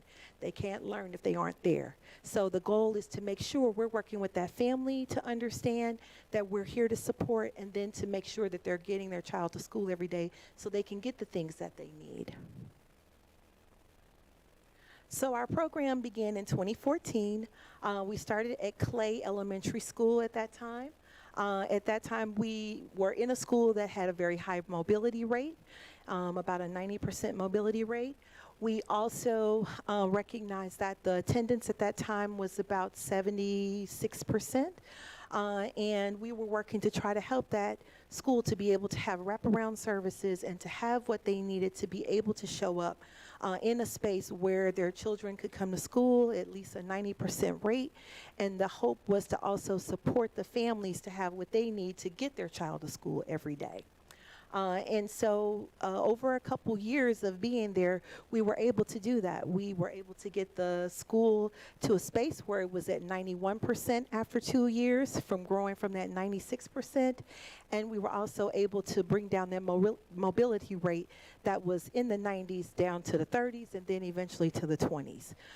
So the goal at that time, we had 3 mentors in one school. And the reason why we had 3 is because we recognize if you have 150 families, and this is more like a case management services, but we don't call it case management because people are in cases and children are in cases to be managed. But in the terms of what people understand it as, we are working specifically to support families to know that there are resources out there to help them stabilize. So if I'm about to get my electricity cut off, if I'm in a space where I may be losing my home, if we're currently living in a car, we had one family that 7 people were in one car. And it was about trying to find a hotel to get them in until we were able to get them into a shelter and then get them into a transitional living program and then eventually get them into housing. That's a process. It doesn't happen overnight. And a lot of times our staff in the school are so busy doing what they're doing in the schools to educate, to make sure children are ready to learn in the classroom and make sure they are learning in the classroom. There has to be somebody who can support on the outside to make sure they're there to, the family is okay to get the children there every day.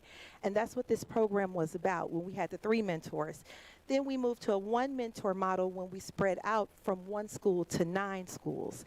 And with that, we had to partner very closely with the St. Louis Public School staff, meaning the family support, the family specialist, I think it's the support specialist now, the name changed on me, as well as the social worker, as well as the principal and the educators to make sure that we were working as a team collectively to figure out when we find out what's going on, we let you know what's going on so we can work together to ensure we're getting the children what they need as well as the families what they need so that the child is able to learn in the classroom and the barriers and the obstacles are not hindering their ability to be there ready to go. So our model comes from a pyramid of success that we kind of borrowed in the space of the Harlem Children's Zone and the Children's Aid Society from New York. They are really big on community school models, and their model is always built from the bottom foundation up.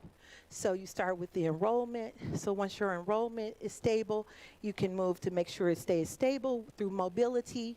then making sure those children come to school for attendance, supporting those behaviors that may sometimes be a communication of sorts. Children communicate what's going on by behavior, right? And so if we're able to do some things to add some supports around how they show up and know how to communicate their emotions and what's going on and how to get the right things in place and before them, then they're able to get to the space where they're ready to learn in the classroom, almost kind of like Maslow's hierarchy of needs.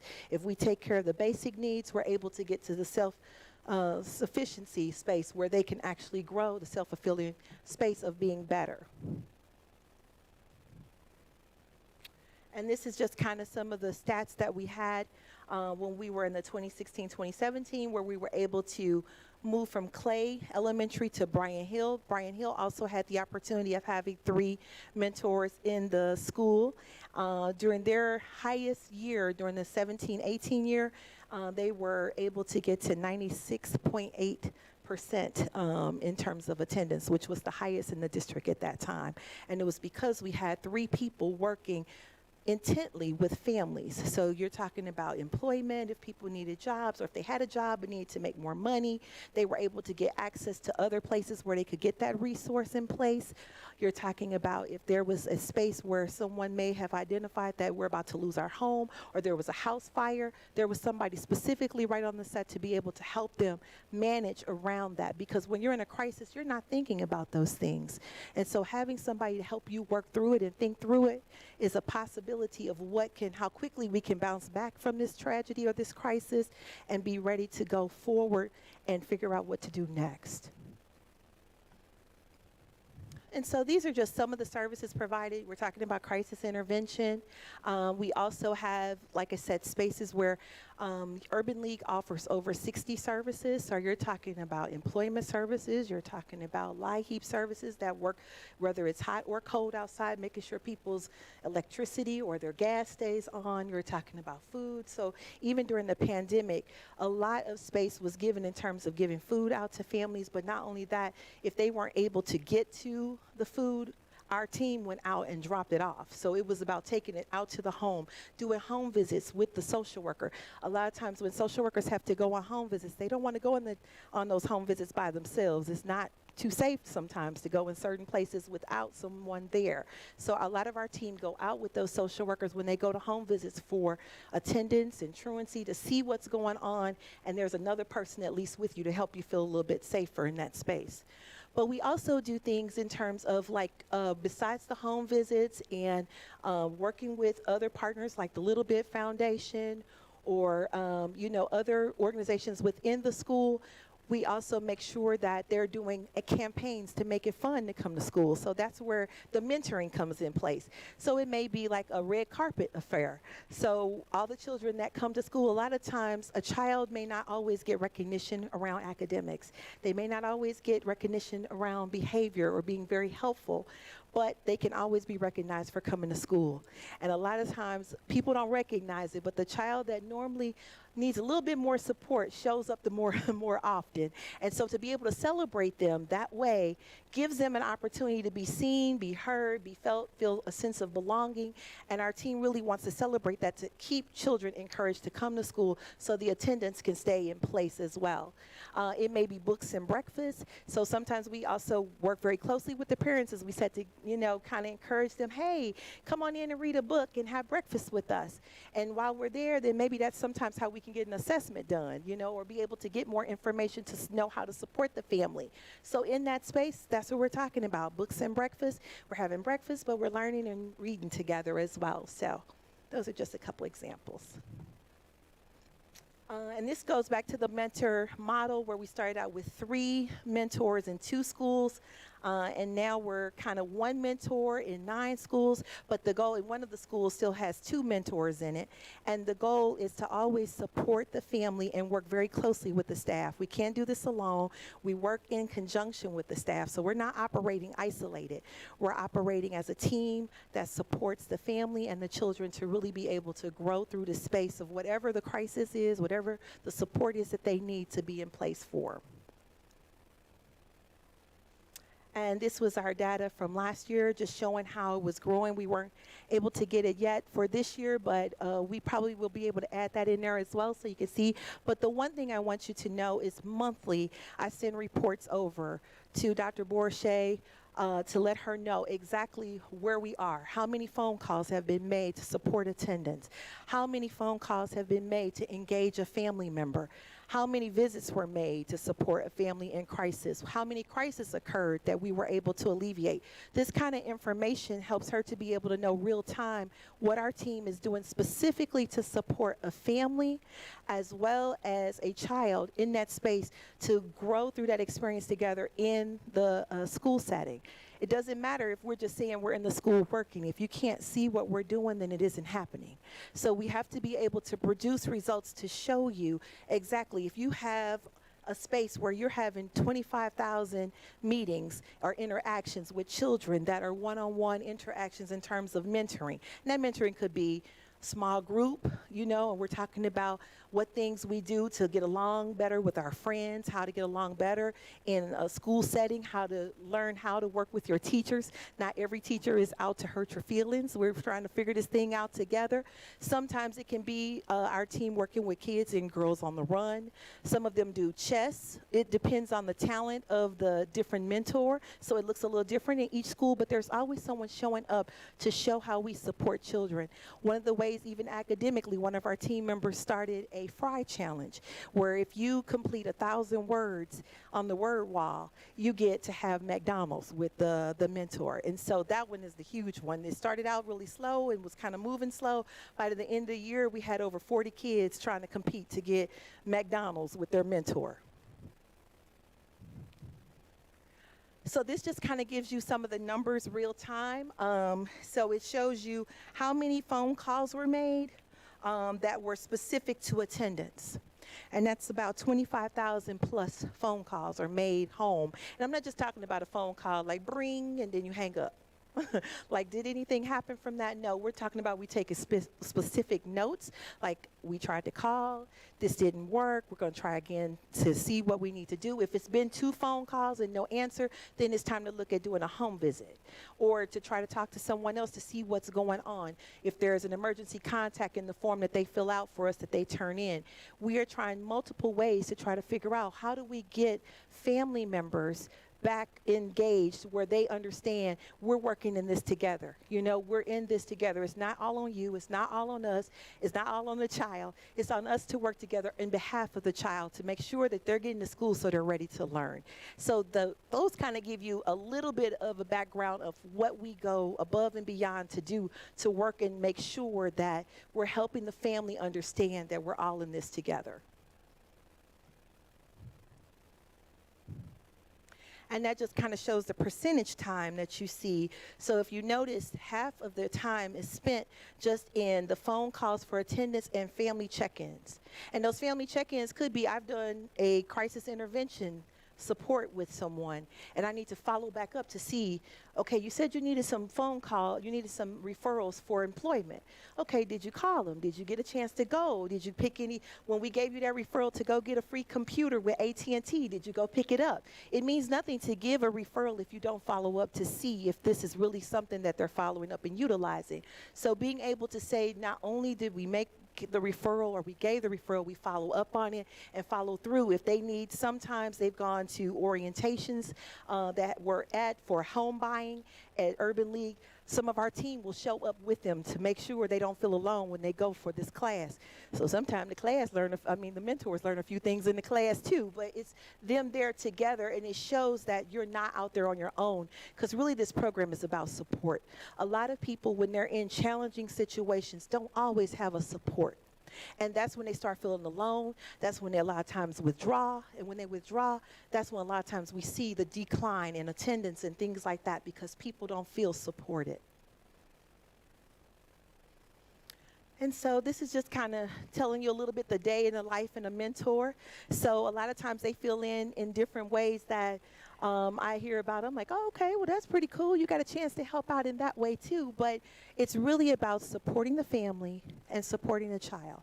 Whatever that looks like, however the principal asks them to show up to support, whether it is being able to talk to a child that may have been asked to leave the classroom, that was having some problems, being able to deal with their emotions in the classroom. They may talk to them, encourage them, and get them back into that classroom so they're ready to learn. They're not learning if they're sitting in an office somewhere, or if they're down the hall, you know, waiting to be seen. But if they're able to talk to somebody, feel seen, be heard, and get back into the classroom, then they're able to be in the space where we need them most, learning.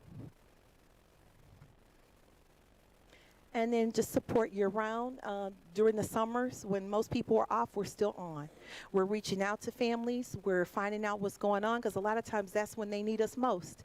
When they have the children at home all day, and it's 3 meals a day, where you used to get breakfast and lunch, you know, in the setting of the school. And now I got to provide breakfast, lunch, dinner, snacks, and then another snack. Is a lot to be worried about. So in this space, we really try to work with being able to show up when there's summer school going on. They go and check and make sure attendance is okay for the children. If they're not showing up and they were enrolled to show up, they make phone calls to see what's going on, what happened. They communicate very closely with the principal and the other staff that may be on board to make sure that they are engaged and they know what's going on. And then this just talks about the cost. And so overall, the cost is about $850,000, but we normally provide 4 of those slots through MOU. And then our contract last year was $525. And that was with 6 positions. So there's 10 positions in the school that are supporting day to day. And that's Monday through Friday from 8 a.m. to 5 p.m. So they're a full day. Even when the school is out at 3, we're still on. And then that's just a success story of, you know, a family that needed some support around material assistance, some food, some encouragement, and some checking in on where the mentor made sure the child was coming every day to ensure that their attendance was on point. So that concludes our presentation. Vice President Davies. I had a question about the data. So I see that you provided the ADA attendance, which is good, but I looked up the proportional attendance, and in most of these schools, with maybe an exception of 1 or 2, they're really low, like in the 30s, which leads me to, you know, to understand that there are a significant population of students that are still very chronically absent. And so, you know, you're working in these schools and you're identifying that. How do we move the needle on those chronically absent students that still, I mean, the proportional attendance hasn't really changed? Right. Well, for example, one of the examples that I'm thinking about that comes to mind right now, one of our schools, we had a student where the mentor kept reaching out to try to find out what was going on. She did a home visit, came across the mom, come to find out the family was kind of in a space where they didn't have any clean clothes, so they weren't sending their child to school because they didn't have clean clothes and they didn't have access to know what exactly to do in that space. So what our mentor did was kind of help them to understand, hey, this is what you can do. We have a washer and dryer at the school. You can come up, you can, you know, wash clothes, you can do whatever you need. Sometimes just accessing people to those resources helps, but if you only got one person doing all that, and that was a school of about 300 children, you know, and you're trying to get as many as you can through the door. And if some of the schools break it down in blocks. When we were in those first 2 schools I talked about where the attendance needle was able to move, you're talking about you had 3 mentors in that school that were able to be that whole support for the attendance.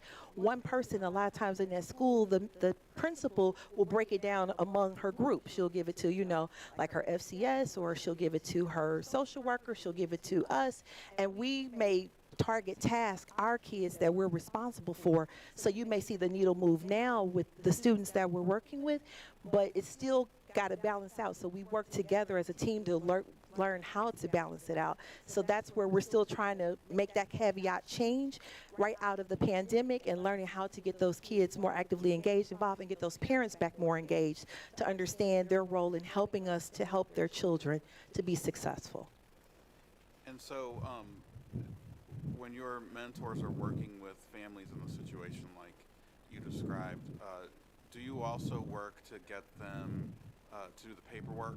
So to register for McKinney-Vento, to sign up for Medicaid, those sorts of services? Well, if they need those kind of services, a lot of times that's when we get them to our main office at Urban League. So if they're needing, like you said, some information about Medicaid, or they're needing information about how to get their electricity, extended because it's about to get cut off or get it paid. So one of the things we had was like the Clean Slate program. So some of our families had bills that were well over $1,000. And so it was in constant threat of being disconnected month after month. Even if they would get a pledge at a church or get a pledge here or there, it still would be up for disconnect the following month. So when they got the Clean Slate program and they were able to enroll in that and get solid into the program, it cleared out the whole bill. But then they had to work with them to understand and learn, how do I keep from getting into that situation again? And that's the kind of work that's ongoing, that takes time. It's not overnight. We don't change 30 years, 20 years, 40 years of behavior in 1 year. As much as we try or we work with it, it's building the relationship, getting a solid relationship, and getting them to understand how to access resources and not repeat patterns that put us back in those spaces. I guess more specifically, my question is, how do you work with the Students in Transition Office to make sure that they're in their system as well? So the principal normally has the social worker to do the work for SIT. So if they're getting into the Students in Transition office, they take care of those things. But what our team does is when we identify what's going on, we work specifically with the parent to kind of help with what's going on outside of the space. So them coming through SIT, they're getting transportation support. So they may recognize they may need a cab to get to school, or they may need a special arrangement to be able to get into that school. But there are things going on outside of that that's probably precipitating that behavior as well, or the situation that we're seeing. And that's where our team works to support them outside of the realm. So yeah, I just want to make sure, since you have outsiders coming into the school, that you're working within the legal framework that we have to. And, honestly, so the Medicaid enrollment and the Students in Transition, making you sign up for McKinney-Vento, that also means, reimbursement opportunities for the district for services that we can provide. correct. Yes. And so that's something that you do work with, or you just refer that to the principal and the social worker in the building? We typically refer that to the social worker in the building, and then she typically gets it to SIT. Sometimes our team, if the social worker is not in the building, like maybe they might not have a social worker for that building at that time, then our team may be the one that makes the referral. But most of the time it's the principal or the social worker that does those kind of referrals. But we take more of the care of the stuff outside of the school, the things that the school may not have privy to or have information around. Those are the things we handle. So like housing. So transportation, that is like maybe if a parent's trying to get to work, we may provide bus tickets for that parent to be able to keep getting to work so they keep their job, so they keep their income, to keep their home. So it's those kind of things that we're more time on responsibility around, and then making sure that child's able to get to school daily. So in the 9 schools that you work in, is there not a social worker in each of those buildings? There is a social worker. There may be one social worker for like 2 schools. In the comprehensive schools, they're there every day. But if they're not a comprehensive school, it may be split between. So that social worker may be there 2 times, one, a week, and 2 times somewhere else a week, but our team's there every day. So they communicate with the social worker to let them know when they're not in the building what's going on, because they're working as a team. And I may have asked this question previously, and I don't remember, but I thought of it. So the $500,000 cost that the district pays to your organization for these services, has the Urban League ever thought or attempted to fundraise for that? I know you're prolific fundraisers at the Urban League. I know the city has dedicated a great deal of ARPA money to the Urban League for certain improvements. Has there been any discussion to talk to your funders, to the city? You've received a great deal of money from federal government, thanks to Cori Bush. to fund this program in the schools? Most of the funding that you're talking about typically goes to renovations to different spaces like in the organization, but we do fundraise. We fundraise for about $350,000 that funds 4 of the people that are in the school and a lot of the services that we provide. So when we're talking about incentives for the children to be able to, for instance, when there's field day and having, maybe some people come out like in a bouncy house or things like that to make it exciting for the children, or when we're talking about being able to support when we are a part of the SLPS back to school fair. Those kind of things kind of go into that space of the fundraising that we're talking about that helps with that in the long run. Okay, thank you. So I have a question. I'm looking at your home visits. You have 0% on the home visits on the slide. And what's the difference between the home visits and the routine family check-ins? So the home visits might be, that's them actually, so it's less than 1% actually. And that's because you're talking about 288 when you're looking at 25,000. So that's why it's a very small percentage. Okay. But typically those are when they go to the home with the social worker because they maybe have not been able to reach them by phone or by letter or be able to get them to find out where that child is, if that child's still located in that home. It may be taking food to the home because the family has identified our cars down, we don't have a way. Could you bring us some bus tickets and some food because we don't have that? So those are what you're talking about when you say those home visits. The check-ins are actually to call and say, hey, Miss Cousins, I haven't seen you in a while. Just wanted to check and see, is everything okay? Are you doing good? I know your child's been coming every day, but we haven't seen you around. We want to see you here at the school. How you doing? So how do you, I heard you mention in some of the schools there's like Little Bit Foundation, there's other programs and services that are going on. Do you all partner or do partnerships, and what does the partnership look like? Because I'm trying to get an understanding when you're saying the students that you're servicing or the families that you're servicing. Is that a referral that the principal is giving to individual programs or organizations that are placed in the school, or are you all basically working with all the families that are there? We're working with pretty much all the families because when we do celebrations for children that, for instance, are 100% attendance, and we're doing the red carpet event, that celebrates all children in the school. We don't just separate, oh, we only got 50 kids that we work with or 50 families, and that's the only families we're going to recognize. No, I'm not saying, I'm saying like when they're in need of services. Like Little Bit Foundation, they provide case management or case services to the families, and a lot of things that you're saying, they provide that, sometimes like the washing clothes and things of that nature on site or clothes.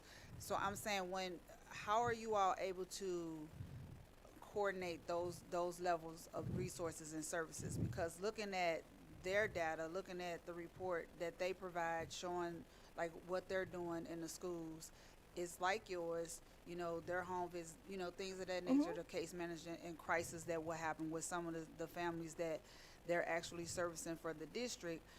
I'm trying to see how are they disseminate, how do you distribute it? Okay, Mr. Watson family is in need of help. Mr. Hike's family, do they distribute it?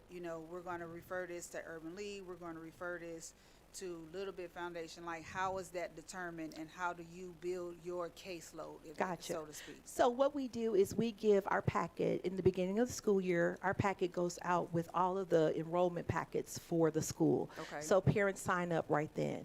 When we get our packet, we put it into the system, and that's how we generate all of our families that we reach out to. And so from there, that's where we start calling and saying, hi, I'm your student and family mentor here at Peabody. And I'm just calling to check and see, let you know, these are the services that we have. Are you in need of anything at this time? Is there a time you could come in and meet with us where we could possibly do an assessment and see if there's anything that we can do to support you and your family while you're here at the school? Okay. Yeah, so everybody gets assessed. Now, when you're talking about phone calls, like I was just telling them earlier, it may look a little bit different with that depending on how the principal wants to move. We follow how they lead. But more than anything, it's about us being able to reach out to touch every family that we can. If they're signed up, they're in our system, we're reaching out. Okay. I think my other worry is when we're looking at partnerships and programs and organizations that we're working with, and when we're talking about with Ms. Erin Kane and what she's been working hard on, and even when we're talking about the district budget and where we have to look at cuts and things of that nature, it just becomes a challenge when we're looking at, and I see what Urban League is doing where you're saying you guys do raise and you have the 350,000, but to ask the 500,000 becomes a challenge for the district when we're looking at the FCSs. You know, we're looking at different positions that we're trying to ensure that we're able to maintain. And then we're looking at organizations like we're saying, the Little Bit Foundation, other organizations that are based on Annie Malone that are actually partnering with the district at no cost to the district. I think that's where, you know, it becomes challenging, where we're trying to figure out how do we continue the partnership with Urban League and looking at other ways to address the financial challenges that we're dealing with, if that makes sense. Yeah, it makes sense.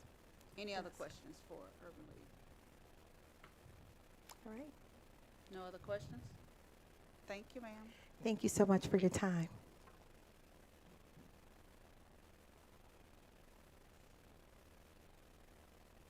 That concludes the presentations. We're going to go to the September consent agenda. Is there any questions in regards to the September consent agenda?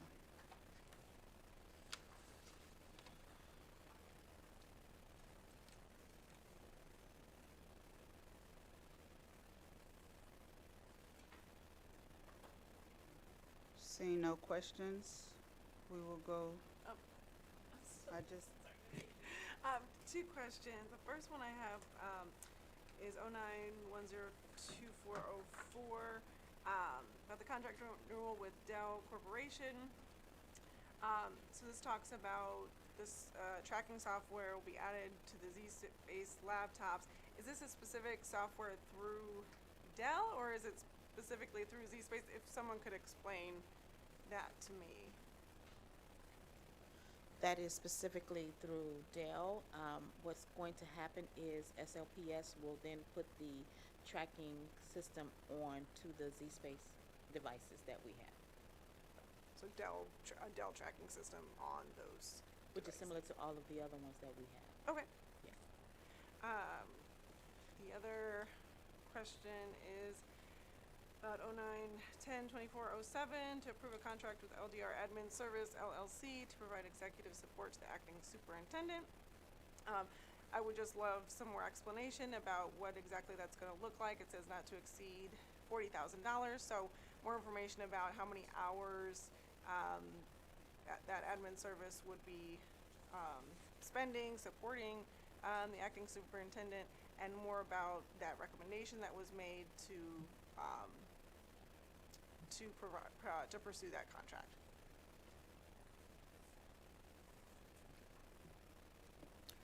That was a recommendation made by the Missouri State Board Association when we were going through the transition of bringing in Dr. Borshade as the interim superintendent. It's obvious that Dr. Borshade is dealing with a handicap in regards to staff. Right now in the position that she's dealing with as the interim superintendent, this is a new territory for her, but I can give her credit. I think she's doing a great job, but the expertise and experience that Dr. Pruitt-Adams has based on what we have been presented with, she will be providing, to my understanding, about 5 or 6 hours a week of support to Dr. Borshade, and leaning in and supporting her and her skill set and growth plan during this time for the next 6 months where needed, as she will serve as interim superintendent.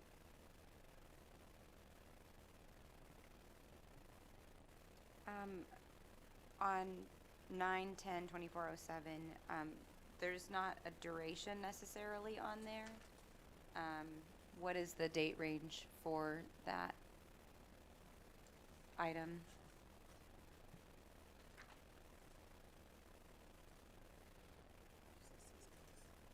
I thought it said 6 months, which I think she's going to look into the bar.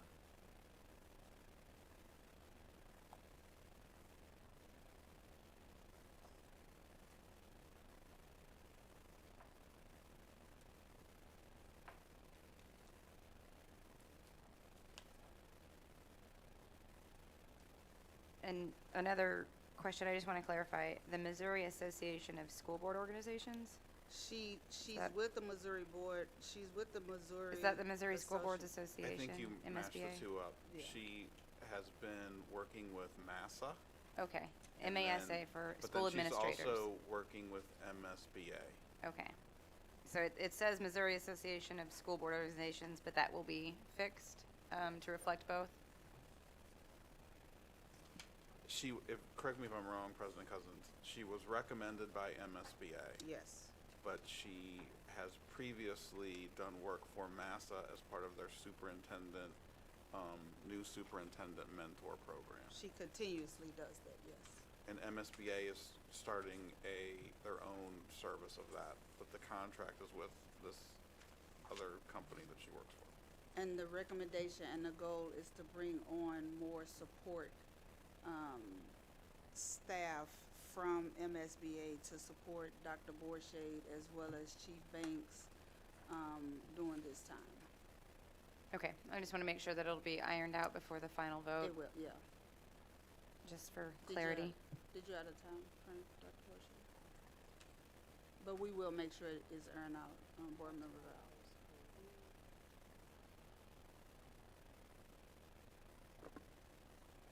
It noted in the bar itself, it says September 11th, 2024 to 6/30, 2025 in the title section. Thank you. Any other questions?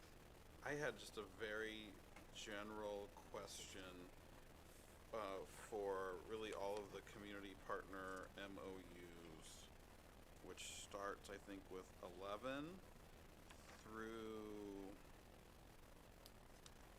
wow, 25. So of all of these, and I didn't count them up, just want to confirm, all of these partnerships that went through the, well, I'm sorry, not 11, so starting with 13, I apologize. So starting with 13, all of those partnership agreements that went for the request for qualifications, all of those are in-kind services?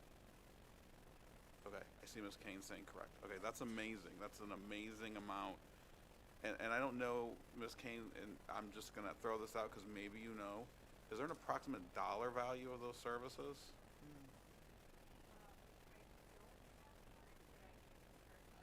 Well, I mean, I'm not giving you a homework assignment. I just was throwing it out there because I know sometimes you have those fun facts. But, I mean, I can imagine it's significant. 60 entities providing in-kind services through this new process. Okay, thank you. And I do hate to put you on the spot, but I am. Could you come up and talk to me about, I know we gotta go home, sorry. 09, 10, 10, 24, 11, the Big Brothers, Big Sisters. They did, you don't have it. That's who? Dr. Smith, oh, I'm sorry. And you let her go home. No, I haven't. I'm here. I'm sorry, Dr. Dean. It's all right, no worries. Can you tell me more about that, what and how the services look for Big Brothers Big Sisters for $124,000? Yeah, so this will be an extension. This would be our third year with this, working with students at AESM and Yeatman Liddell in mostly group mentoring activities for up to 34 students at each school. That's the individual student component of it. And then they also participate in like school-wide initiatives, like if there's trying to think of a good example. If there's like an activity at the school that they're working on some social emotional learning, they will participate in that. They go into classrooms, but the actual mentoring themselves is with groups of up to 34 students, not all at the same time, but that's the students on their list. And then they work with students and families, and they also offer to families and students different activities that they can go to on the weekends and after school. And I think this came up again before. Everything seems like deja vu these days. But is there a reason why it's those two middle schools in particular? The reason it is those two middle schools is because that is how the original proposal that they worked through 2 years ago is. And so we're still continuing with that because it was said it was renewable for up to 3 years. So this would be the 3rd year of that. Got it, thanks. Any other questions?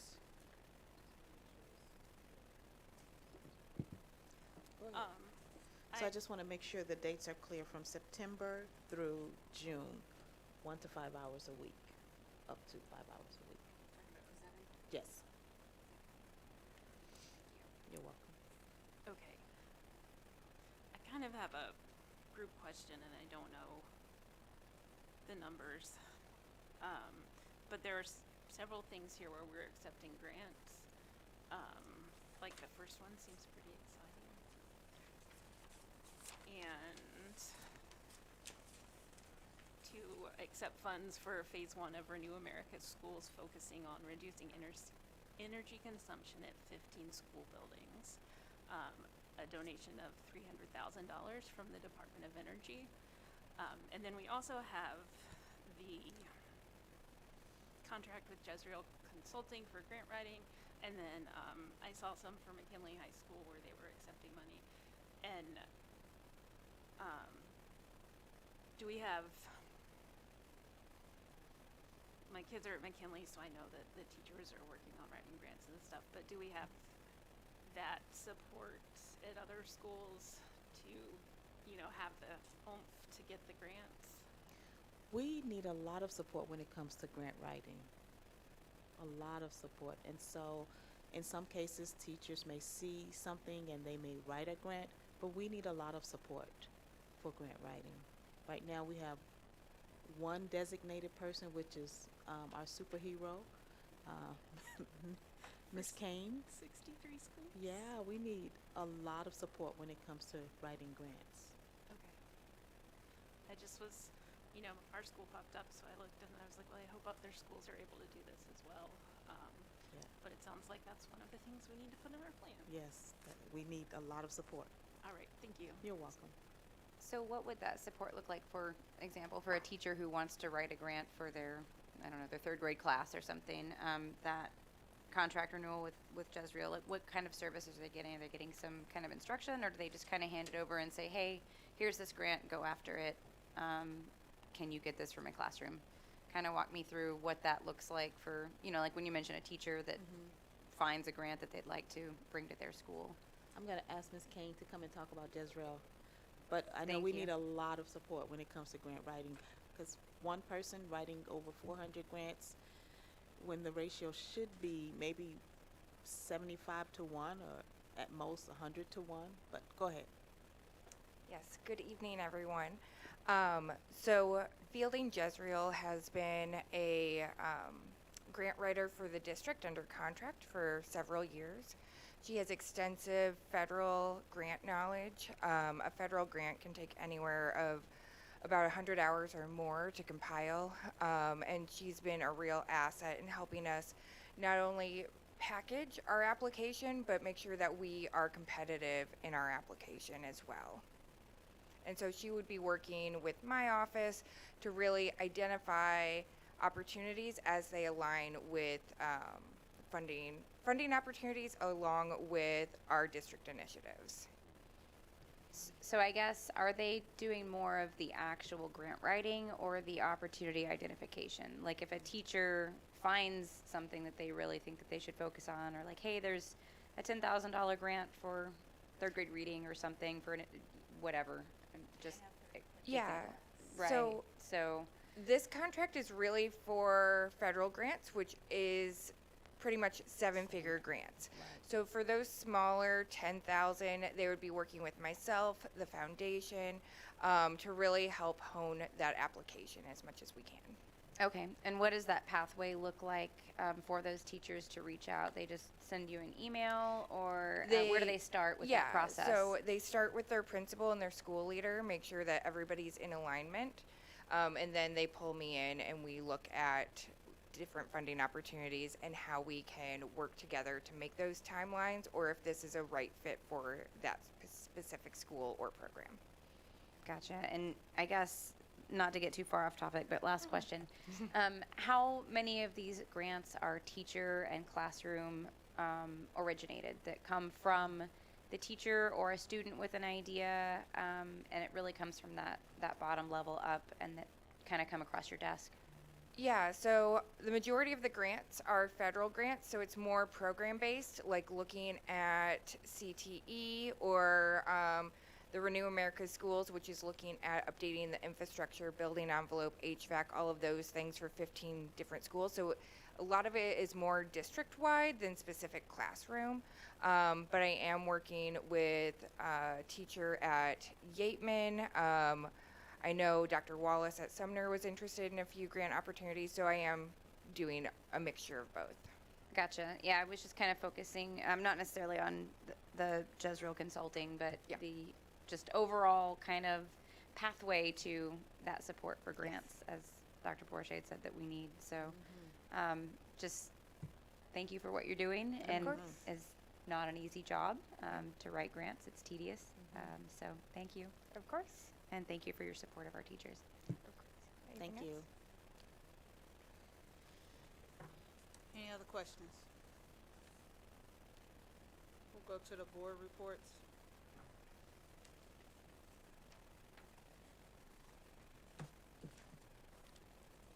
I want to report on myself and Secretary Jones had the opportunity to go to Meetapee and join Dr. Bourget and the transportation team, as well as the other staff members and Chief Watson, to really get a full understanding of the rerouting and what it would take in regards to transportation. I want to again applaud you all and seeing what the problem was, and that's how we were able to learn that you were able to receive the feedback from the ambassadors, and based on that feedback you were able to kind of pivot and say we need to focus on how do we look at the rerouting. So I wanted to make sure you guys were recognized and commended on that.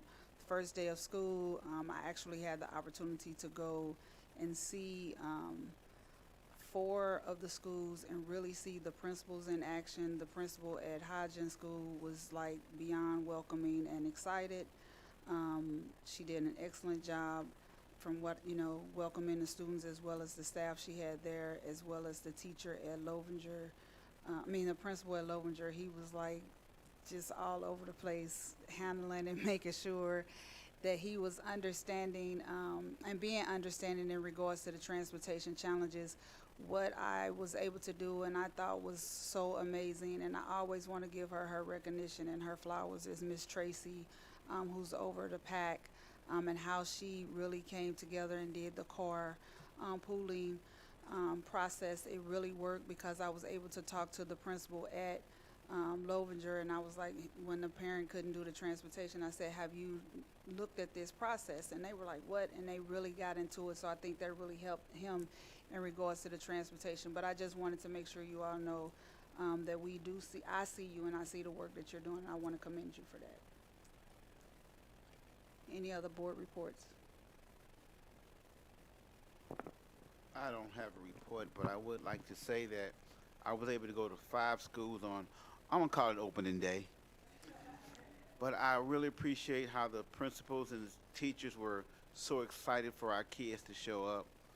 And I wish I was able to go to more, but 5 was my limit for that day.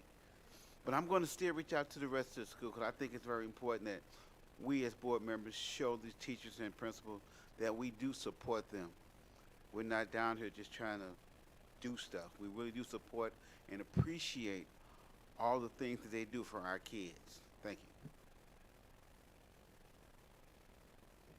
you. If there are no other reports, I need a motion to close. Move to adjourn. Ms. Bree? Mr. Hikes? Ms. Weiss? Ms. Hubbard?